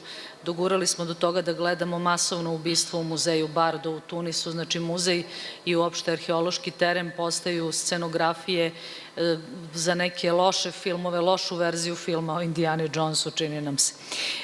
Kakva su vaše iskustva i saznanja? Vi ste se bavili upravo ovom temom koja se tiče krađe. Šta je to kada mi imamo predstavu da je dobar deo, recimo, umetničkih dela registrovan, da ih nije lako preprodati na određenom, da mora postoji neko specifičnost tržišta ili neki naručit. Šta je to što pokreće ljude i kakva je razlika? Dosta veliki broj ljudi ne razlikuje šta je to umetničko delo, a šta antikvitet. Da li smo mi stvarno tako popularni u negativnom smislu i šta se događa, kako u stvari dolazi do tih krađa? Da li su naši muzeji, arheološki tereni, ovo što je malo čas spomenuo Adam Crnobrnja, nedovoljno zaštićeni, da li se premalo novca ulaže? Znam da sam vas zasula jednim setom pitanja, ali eto, prosto molim da to, što kažu, onako sažmete i da nam bacite pravo svetlo na problem. Evo, ja ću se nadograditi na kolegu da država, znači, koja ima mnogo drugih i većih problema, ona se posvećuje, znači, borbi protiv kriminala vezanog za drogu, finansijski kriminal, tako da, znači, kulturna baština i opšte krađima umetničkih dela i antikviteta se generalno, znači, kod nas posvećuje mala pažnja, s tim što, naravno, i u celom svetu je to slučaj, s obzirom da je reč, znači, o trećem po redu kriminalu posle trgovine drogom i trgovine oružjem, gde je samo u Italiji se 853.000 arheoloških krađa prijavi godišnje, a samo jedna krađa u muzeju Izabele Stewart Gardner je iznosila oko 300 miliona evra, znači vrednost ukradenih slika, da je poražavajuća činjenica da u mnogim zemljama sveta je broj policajaca koji se bore protiv ove vrste kriminala nula.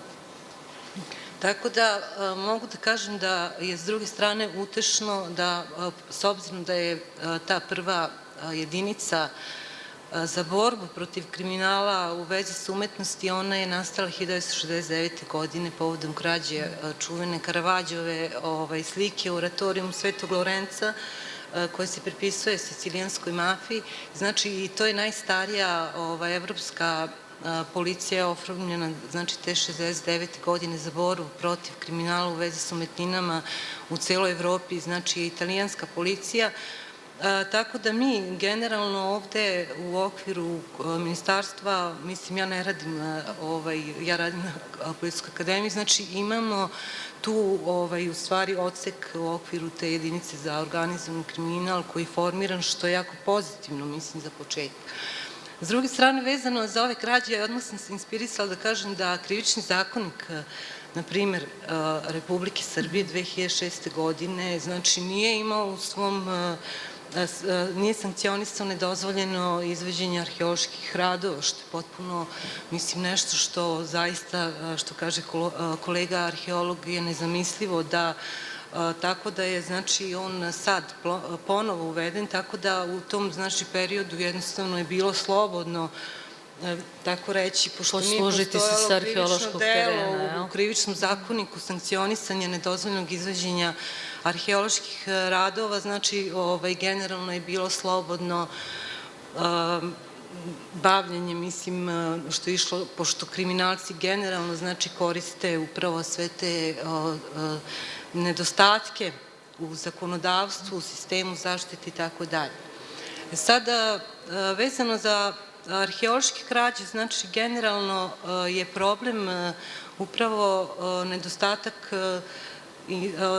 Generalno, u stvari, treba napraviti razliku između krađe umetničkih dela i antikviteta, zato što, znači, umetnička dela su obično se nalaze, katalogizirana su, znači, ona su poznata, ona se nalaze u nekom katalogu, u muzeju, poznata su javnosti, dok antikviteti su dakle predmeti koji su iskopani direktno iz zemlje, koji ne znamo da su postojali pre toga, koji nigde nisu registrovani i koje jednostavno niko ne traži, zbog čega upravo kriminalci 75% krivičnih dela u vezi s umetninama i tih arheoloških iskopavanja, znači, čine arheološke krađe, upravo iz tog razloga, s obzirom da je tu i veoma mala stopa povraćaja, znači, ona iznosi od 7 do 10%, mislim, govorim na globalnom nivou, tako da videli smo ovu situaciju samo u Srbiji,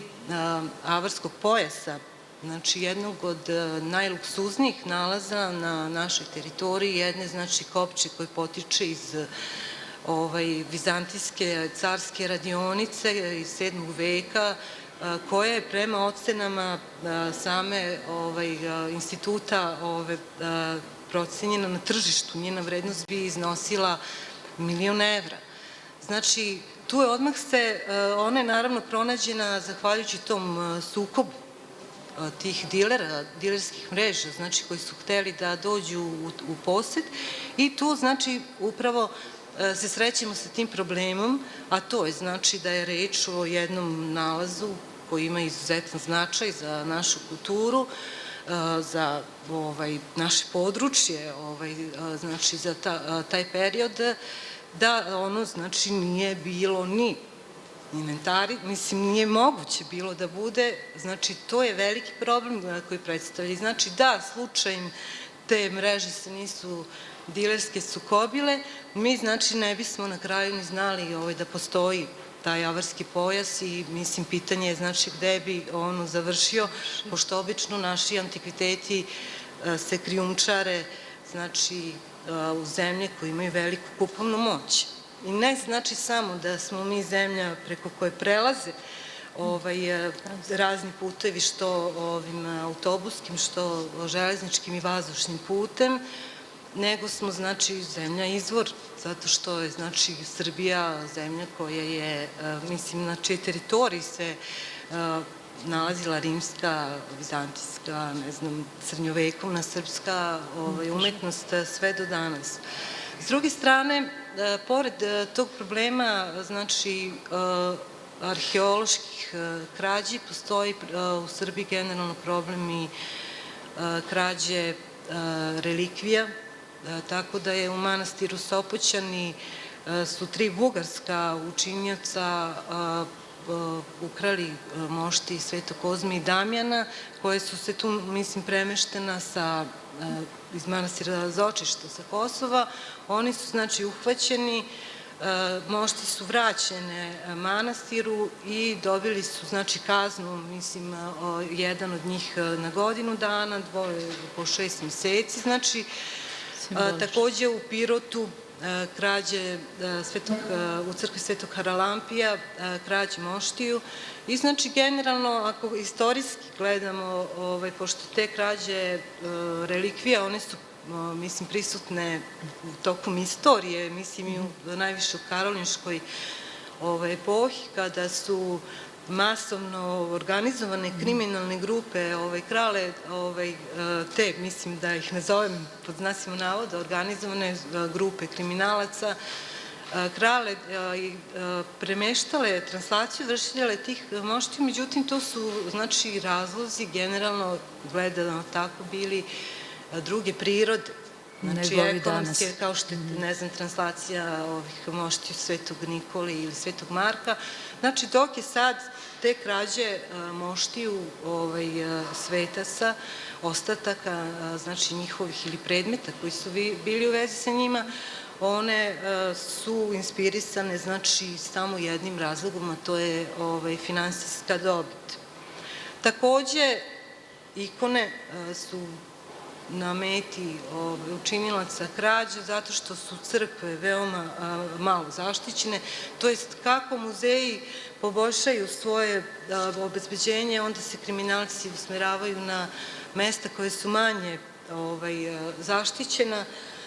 Tako da, evo, ja ću da navedem, mislim, pošto tih krađa ima jako mnogo, ja ću evo dati primer te krađe koja se desila 1971. godine, ikonostas u manastiru Svetog Nikole u Sibaču, gde je maltene oko 10-ak ikona i prestone ikone, koje su pronađene, znači, posle 35 godina ikona Bogorodice, Sveti Petar i Pavle, dok se za trećom ikonom Hristova i dalje traga.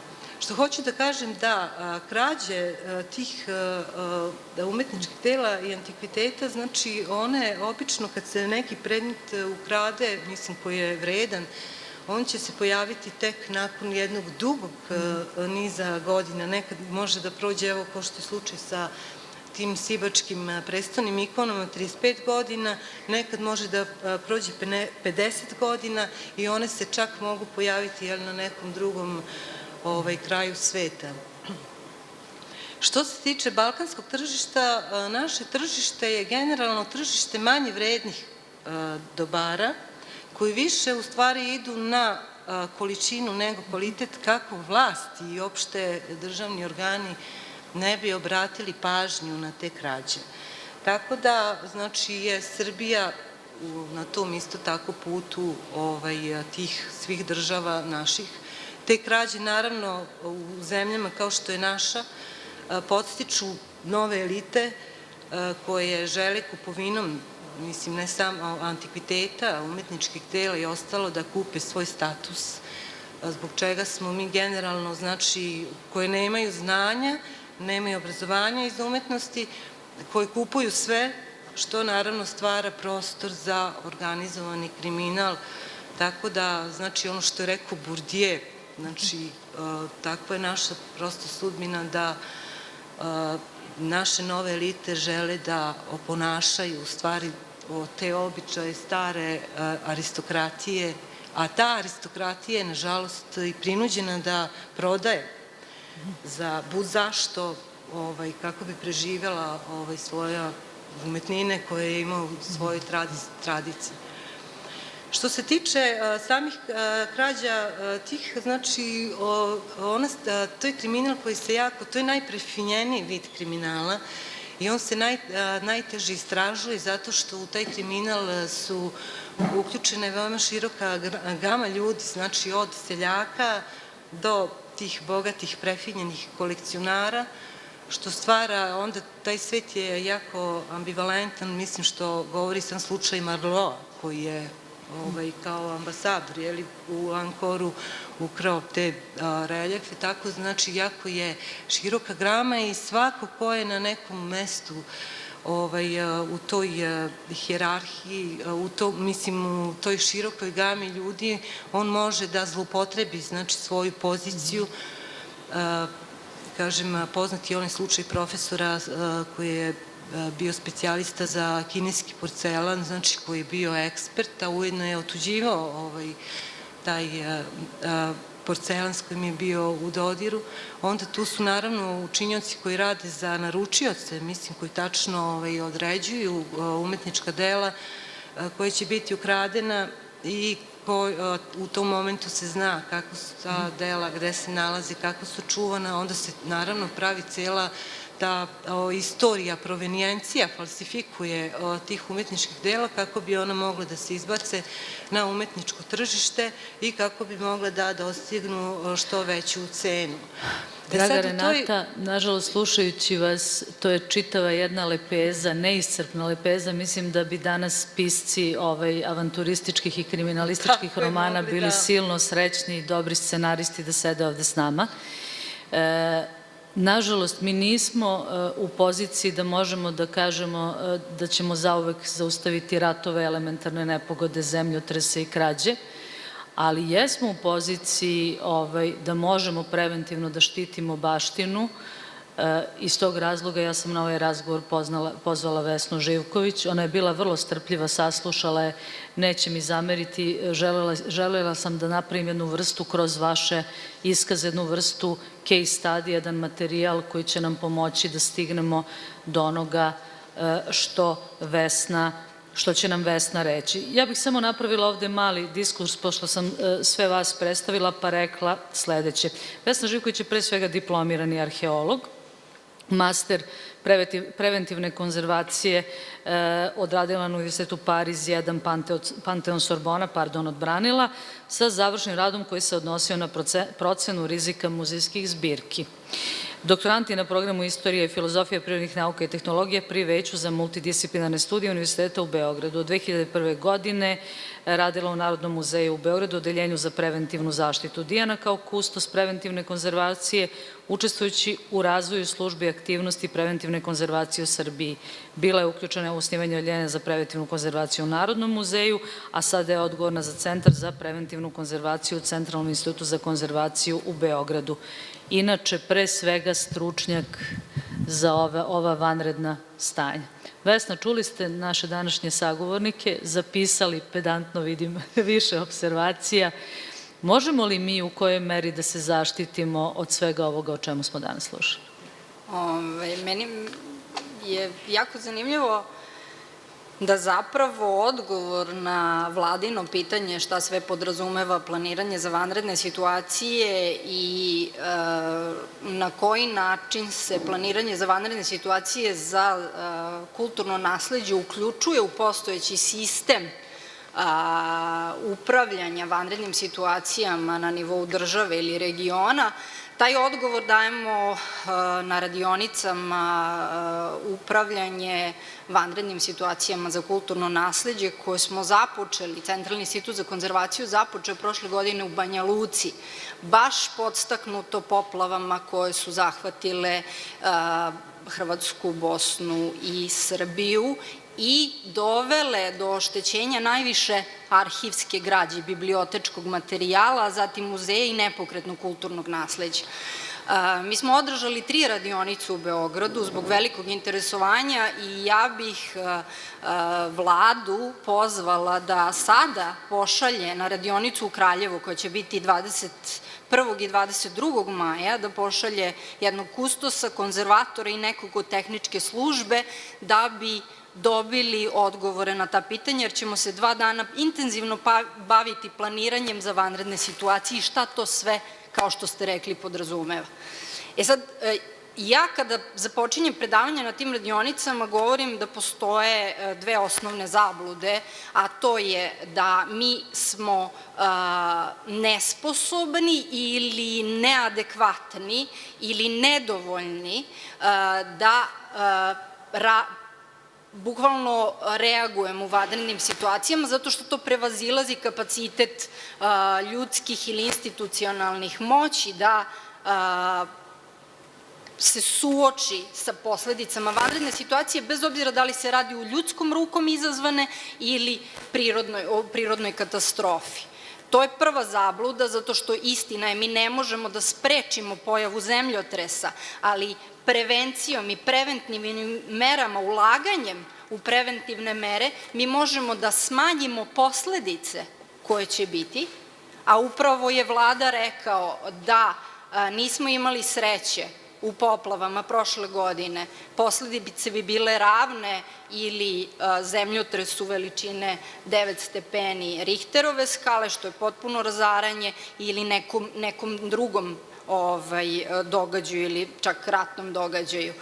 Ono što je druga stvar i ono što je Olivera rekla, prioritet jesu ljudski životi, ali kulturno nasleđe igra jedan ključni element u opstanku zajednice i može sa jedne strane da pomogne u procesu oporavka zajednice koja je pogođena vanrednom situacijom, a s druge strane može da posluži u procesu spasavanja. Znači, to su 2 osnovne zablude. Jedna stvar koja se pokazuje da je gubitak, da su posledice ne samo po kulturno nasleđe, nego materijalni gubici u slučaju vanrednih situacija su mnogo veći ukoliko nema preventivnih mera i troškovi oporavka su 7 puta veći nego troškovi koji su potrebne da bi se primenile preventivne mere. Što znači da je ključno, kada govorimo o vanrednim situacijama, zapravo da je ključan koncept prevencije. Međutim, ovaj princip se ne odnosi samo na vanredne situacije.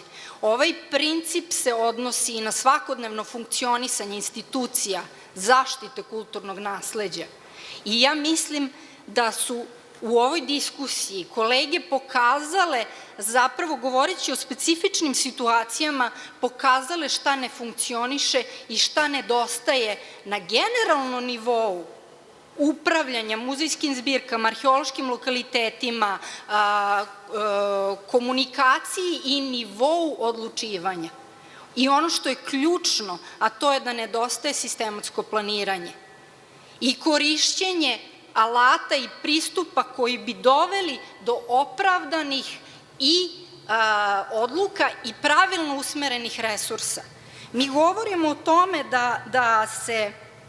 da postoji jedan aspekt veoma bitan, a to je koliko su muzeji sada primorani da funkcionišu po principu samofinansiranja, ali je tu samo pokazuje se da su prioriteti države, Ministarstva kulture, usmereni na jedan aspekt funkcionisanja muzeja.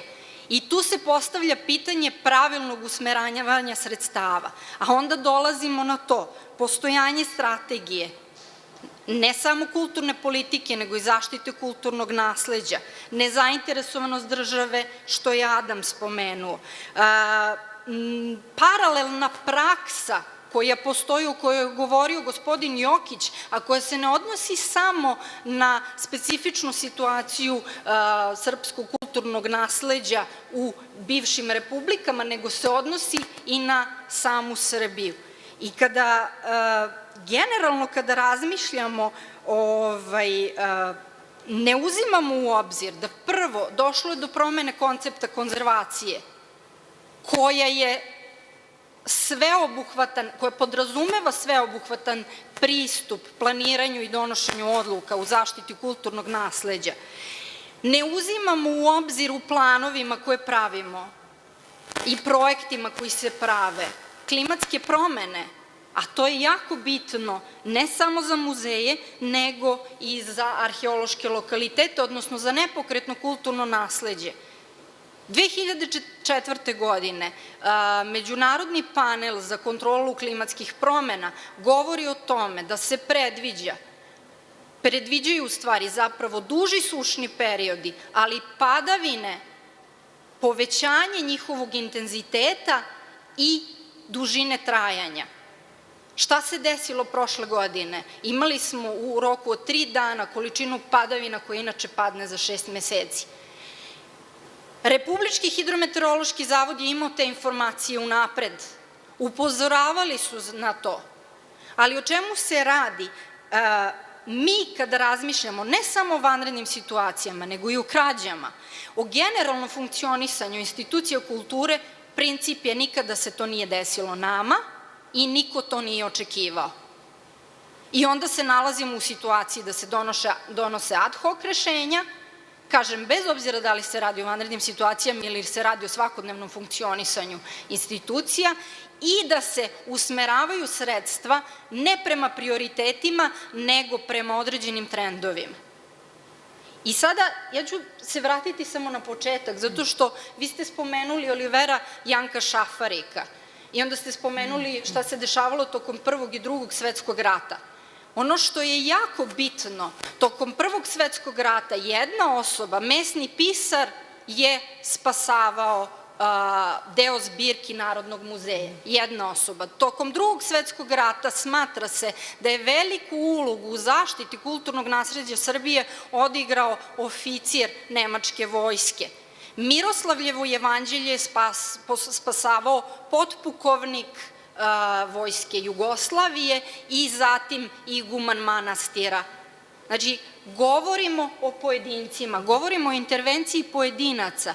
Kada se dešavalo bombardovanje 1999. godine u Narodnom muzeju, iako je postojao plan, jer je tada funkcionisala još civilna zaštita, kada je rađeno spasavanje zbirki, to su radili ljudi koji su se pojavili na svoju inicijativu, koji su stanovali u blizini. U Muzeju Vojvodine bili su svesni, bombardovanje je bilo najavljeno, ali nisu napravili kontakt sa civilnom zaštitom. Na kraju su imali situaciju da su opsednuti ljudima koji su se sklanjali u muzej zato što su mislili da je on bezbedan dovoljno. Imali su situaciju da im predstavnici civilne zaštite kažu mi smo na terenu i imali su situacije kasnije kada je rađena revizija šta se dešavalo, da im se kaže ali zašto je muzej napravljen na obali reke. I tu dolazimo do problema komunikacije između različitih službi i onoga što ste vi spomenuli, neznanja. Jer zapravo plan za vanredne situacije uključuje kulturno nasleđe, ono se pojavljuje, ali oni ne vide način na koji način potrebe kulturnog nasleđa mogu da se uključe u nacionalnu strategiju za zaštitu i spasavanje, niti muzeji znaju na koji to način može da se uradi. Znači, opet se vraćamo na to. Problem je nedostatak sistematskog pristupa bilo kom pitanju zaštite kulturnog nasleđa i nedostatku prioritizacije kao i nedostatku veoma organizovane strategije koja uzima sve ove različite aspekte o kojima ste govorili, koji su problematični, a koji predstavljaju sastavni deo preventivne konzervacije u obzir. Da li mislite da medijacija koja može doći u komunikaciji kroz medije na odgovarajući način može da unapredi, da poboljša ovu situaciju. Ja sam vrlo danas svesno na ovaj razgovor pozvala jednog izuzetno uglednog, poznatog i prisutnog televizijskog, radijskog voditelja, autora, sigurno jedne od najgledanijih emisija na radio-televiziji Vojvodine, na našem javnom servisu, generalno Petkazanja, Boru Otića, čoveka koji je, eto, sticajem okolnosti, baveći se time što se bavi, on je pošao, ja bih rekla, pomalo naivno od ideje da ispriča priču o ravnici, onda mu se dogodio i muzej i to tako napreduje, dogodila mu se nematerijalna baština i svašta nešto i to tako napreduje da trenutno, ako se ne varam, sedi usred artefakata Manuela muzeja zaboravljenih umetnosti, da je to postala i scenografija, ali evo prilike možda da ga pitamo kako se njemu iz medijskog ugla čini, znači kako on vidi nas koji se bavimo zaštitom, koji se bavimo umetničkim nasleđem, kulturnom baštinom, gde mi možda negde grešimo u toj komunikaciji, jer Boro, tebi je komunikacija specijalnost, da li mediji mogu nešto više da urade i ajde kažemo šta nam, kako izgleda, kako se čini, jer vrlo često kad se pomenu mediji, ja se prvo sretnem sa onom rečenicom, jeste, ali kad mediji napišu, onda ispadne nešto potpuno deseto. Možda mi negde generalno nam nedostaje ta važna karika komunikacije. Jedno od osnovnih pravila u novinarstvu je ako se u nekom događaju ne priča i ne piše, kao da se nije ni desio. Ja imam to zadovoljstvo da posle 11 godina postojanja emisije Petkazanje imamo ozbiljan rejting kada je reč o gledanosti, a svi mi koji smo poslanici i u novinarstvu i koji jedemo taj hleb, mi se borimo za gledaoca, da budemo što gledaniji i da osvojimo to medijsko tržište. Da sam ovu priču pričao pre 11 godina i da sam krenuo ovako sa pričama iz muzeja i sa terena, da sam pričao o arheologiji, ja sigurno ne bih imao ovakvu gledanost kao danas. Za većinu naših ljudi je to manje zanimljivo od jednog show programa, od jedne priče o politici, od jedne priče o crnoj hronici koja je broj 1 sada kao informacija. Mi šta dobijamo kao informaciju kad se probudimo? Ali zar ti se ne čini da veći deo ovoga što smo čuli malo čas je crna hronika? Nažalost, moram to da kažem. Nažalost je tako. A sve se svodi na to da pare nisu problem, para nema. E sad, ja imam to zadovoljstvo da imam otvorena vrata u Muzeju Vojvodine, da imam otvorena vrata gde god sam zakucao i da su svi apsolutno prihvatili tu ruku prijateljsku koju sam ja ponudio i napravili smo jedan dobar serijal, dobar pričam na osnovu analize koje smo pravili, da smo običnom gledalcu približili taj sadržaj, šta ih očekuje sa druge strane, ono što neće vidjeti, što neće čuti. Ja sam ubeđen da oni šlemovi iz Hrtkovaca i iz Berkasova koji se nalaze u Muzeju Vojvodine, da su otkupljeni zato što ljudi koji ih nisu našli, koji su ih pronašli, nisu znali o čemu je to reč. Vi ćete bolje znati za onaj svitak koji je bio, ovaj drugi šlem iz Hrtkovaca. To je oplata, zlatna oplata od šlema koja je bila polepljena na nekom kartonu. I taj koji je našao je jedan komad zlata i došao je da proda. Sledeće otkupuje muzej koji oni su to prepoznali, dešifrovali su o čemu je to reč. Apsolutni rariteti iz rimskog perioda na svetskom nivou. Drugi šlem iz Berkasova našla je jedna baka koja je živjela tamo i kopala njivu i kad je motika kojim je ona kopala rekla klang, udarilo nešto, ona se uplašila, videla šta je i zakopa ga. Pričaju očevici. Ja prepričavam priču koju sam čuo i objavili. I to je stajalo godinu dana zakopano tamo. Sledeće godine baka to iskopa, stavi jedan bućer, dođe u Novi Sad, u Železničku ulicu, kod zlatara Mojsija, da mu proda. I on je bio dovoljno vispren, pametan i dalekovit da kaže da ovo zlato koje ima tu manje vredi od svega onoga, od one štete koju će napraviti. Nema materijalnu vrednost kao zlato, ali ima jednu kulturološku ogromnu vrednost. Ja sreću završila i u muzeju. Čini se znači da koncept popularizacije kulturne baštine je nešto na čemu treba istrajati, da je to jedan dobar put da se skrene pažnja i na ove druge stvari. Šta savetuješ nama iz struke? Na koji način komunicirati sa medijima i sa javnostima? Teško. Teško pitanje. Teško. Pa nije teško pitanje, težak je odgovor, znate. Svi mi koji to radimo, mi moramo žrtvujemo deo svog termina za ovakve priče. Nažalost, mi iz medija smo toliko zagadili gledalace i tržište medijsko da je sad narod gladan reality showa, ekskluziva, skandala, uslovno rečeno neke golotinje koje smo nekad gledali samo na kioscima, sad se to pojavljuje svugde. Voli narod, kao što su Rimljani volili da vide krv. Do pre 30 godina vi ljudski leš niste mogli da vidite u medijima. Kad su počeli ti prokleti ratovi koji su nam protutnjali ovuda, onda su se takmičili ko će krupnije da slika, ko će to bogatije da ilustruje. Evo na našem sajtu, na sajtu Radio Televizije Vojvodine i drugim sajtovima, kad god je crna hronika, vi imate to ilustrovanu fotografiju, ili je krvava ruka, ili su krvave makaze, ili je krvav nož, ubili, povredili i takve stvari. Znači da se sistematski radi na takozvanom Mislim da se ne razmišlja adrenalinskom baždarenju publike. Da nemamo više tu odgovornost koju smo nekad imali i nema tog barda novinarskog koji je sedao negde u budžaku, u ćošku tamo u nekom desku, koji je učio mlade ljude kako treba da se radi, edukovao ih i mislim da je svest nekad bilo na višem nivou. A sad hoću da postavim i ovo pitanje. Ti si napravio jedan ogroman materijal, u stvari dokumentovao, i verujem da jedan dobar broj tih ljudi u ovom trenutku više ne postoji, 11 godina je veliko vreme i u izvesnom smislu napravio si vrlo važan korak da ostanu zabeleženi tragovi o mahom pre svega nematerijalnom nasleđu, o starim zanatima, o sličnim stvarima. Jesi li u procesu dok je to nastajalo bio u stvari uopšte svestan da praviš jednu vrstu zapisa o baštini? Pa tek pre nekoliko dana mi je jedan moj prijatelj rekao da je ovo što mi radimo misionersko. I onda ja onako, znaš, pogledam i shvatim da ima tu nečega.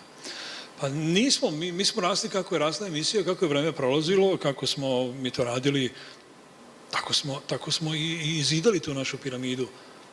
Kakav će biti vrh na kraju, ne znam. Evo, ja imam ovde,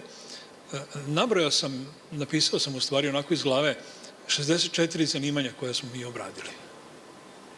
I mislim da si u tom smislu na pravom mestu, pošto Etnografski muzej tu je... Hoćete da vam iščitam to? Ajte da To čujem. je možda je zanimljivo, pa neka verovatno ne znamo ni šta znači, ni... Ako ja to uspem sada da... A što ne bih uspeo, ali ovo su moćne mašine.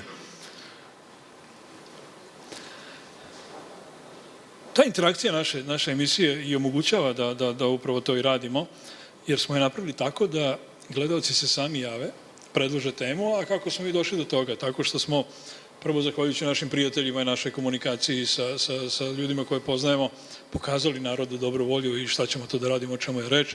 I sad je to meni, onako što kaže naš narod, a lake ruke da radim kada je reč o istraživačkom novinarstvu.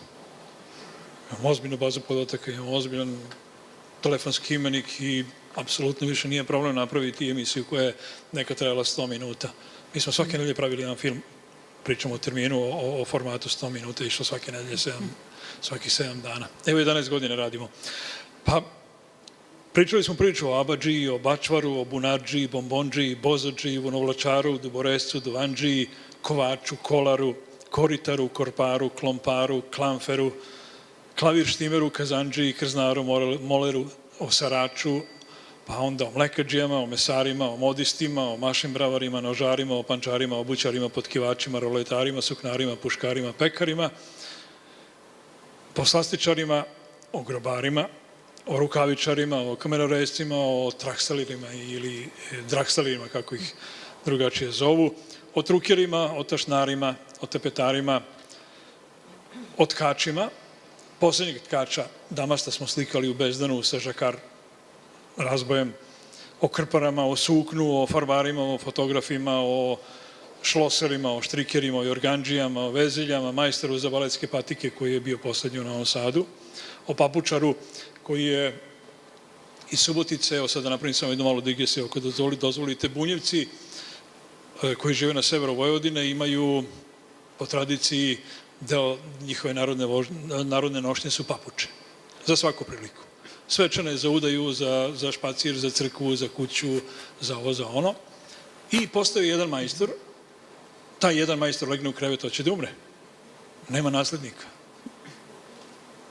Na brzinu profesor matematike ode kod njega, sedne pored njegove kreveta, pored postelje i ovaj mu ispriča kako treba da se radi. Čovjek umre. I ovaj krene na osnovu priče da pravi takve papuče. Panika među bunjevcima, šta ćemo sad? U kineski dućan, pa nema tamo toga. I očuvali su tako. Evo, na brzinu ću još da vam iščitam samo, dakle, stadoh kod papučara, tu su još poslastičari, licideri, trskari, zidari, tesari, majstori za čerpić, ciglari, čobanin, zlatar, trskar, voskar u stvari, sekač, testeraš, rogozar i metlari, keramičari, vetrenjar, vodeničar, šeširđija i tako dalje. Prava galerija, jedan omanji muzej nematerijalne baštine. Da li, ali upravo o toj nematerijalnoj baštini, ko priča danas kod nas još? Pa, mislim da je to nešto o čemu će tek da se priča. Ja baš želim tako da verujem. Dešava se to da kad mi napravimo emisiju, da se javi, postoji interakcija sa gledalcima i kaže vi radite nešto vrlo neobično. I sada nešto što je pre 50 godina sasvim obično i sasvim svakodnevno bilo, danas je postalo vrlo neobično. Zato što se mi često ne prihvatamo da traje jedan proces promena i da život se u stvari, da se kompletna kulturna istorija bazira na principu promena. Ali evo da kažemo na kraju ovog današnjeg dana, ovog razgovora koji je dosta dugo trajao, zahvaljujem se pre svega publici na pažnji, kolegama na velikom strpljenju i razumevanju. Kao što sam rekla na početku, želim to da kažem na kraju. Verujem da je ovo samo početak, da je ovo samo jedna inicijativa i da ćemo koristiti različite načine da govorimo dalje o zaštiti kulturne baštine. Ne zato što nam je želja da vršimo konstantni pritisak na javnost, to je samo jedan deo tog procesa, već zbog činjenice da gubitkom kulturne baštine mi gubimo sopstveni kulturni identitet. Prosto postoje stvari koje su u sistemu vrednosti nenadoknadive. Ne treba biti profesionalac i čovek iz struke da bi se to znalo. Dakle, eto, ovo je jedna inicijativa. Veliko hvala osnivačkom odboru i organizacionom timu manifestacije Muzeji Srbije 10 od 10, što su dozvolili da ovaj program bude uvršćen u manifestaciju i što su, podržavši ovogodišnju neobavezujuću temu Heroji kulturne baštine, zapravo otvorili širok prostor da se sretnemo sa aktivnošću nekih ljudi o kojima malo znamo, ljudi koji su se trudili u različitim, u pravilu ekstremnim situacijama da zaštite kulturna dobra, baštinu ne samo našeg naroda, već čitavog našeg tla, što je jako važno, jer naše tlo je raznoliko, bogato, šareno i to nipošto nije minus, to je velika prednost. Dakle, hvala na otvorenom prostoru. Moj poziv da nastavimo da se družimo na ovu temu, posebno hvala Etnografskom muzeju koji je danas bio naš domaćin. Ostavljam prostor za vas ako želite da postavite još po neko pitanje i umesto pozdrava, običaje, kažu u onim delovima sveta iz kojih ja dolazim iz zapadne Srbije, ne pozdravljaju se oni koji planiraju da se ponovo vide. Ja verujem da ćemo se mi još viđati i da bez obzira na sve prepreke koje realno u ovom trenutku stoje u ovoj oblasti koja se tiče preventivne zaštite i zatečenog stanja koje imamo na našoj sceni kada je baština u pitanju. Ja sam uvek bila optimista i verujem da mi to možemo bolje. Fali nam malo tog timskog rada koji spominje Sveti Sava još početkom 13. veka. Nije se Sveti Sava džabe molio da se Srbi slože, ne mole se ljudi za ono što imaju nego za ono što nemaju. Znači, malo timskog rada i većeg uključivanja stručnjaka i više poverenja u Centralni institut za konzervaciju. Oni mnogo znaju, prosto treba im dati više prostora da rade ono što dobro znaju. Hvala vam svima, ako ima pitanja izvolite i da podsjetim, naravno naš domaćin je pripremio jedan mali koktel i želite da vidite deo baštine muzeja u Prištini, jedna divna mala izložba Heroji kulturne baštine muzeja u Prištini koju je priredila koleginica Mina Darmanović, izvinjavam se. I za 10 minuta ćemo, Bora Otić nam je doneo jedan božanstven film, jednu mini verziju onoga što on radi, pa izvolite, imamo i tu otvorenu opciju. Sačekat ćemo se.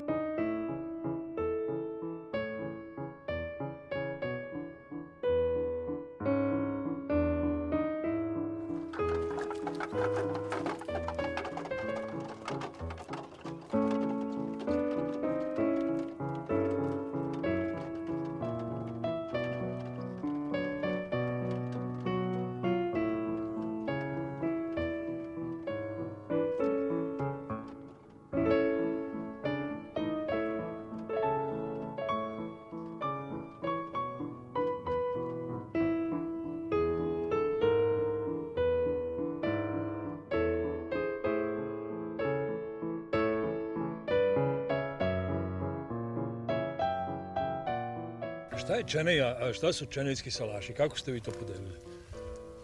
Pa po familijama. To su bile, najveća je bila ta Letićeva familija, ona je u centru i ona je najbrojnija. Onda tu su bili Miodragovići, pa su bili tu onda pomešani malo i Radosavljevići, nije bilo nekoliko kuća. Onda smo tu mi Brzaci, ovamo je bilo nekoliko kuća Žikićevo, pa Silbaški, pa Zagorčići, pa onda Rakići, do crkve onamo.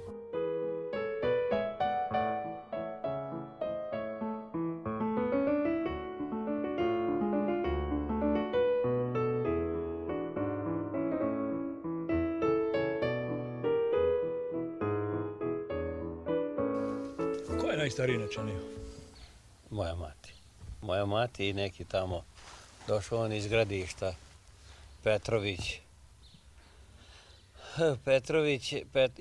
Ivan Petrović, tu kod crkve dole je došao. Koje godište, mama? 18. To je 95. U februaru je navršila 94. U februaru se rodila. Ste vi Čenejci dugovečni? Da. Godi vam ovdje? Pa jeste, ja nisam imao, tako su moji svi prošli, makar kako. Znam do Čukundede i Čukumbabe, te pamtim. Nije velika familija, samo hvala Bogu, zanavlja se, ima muške dece, pa se održava.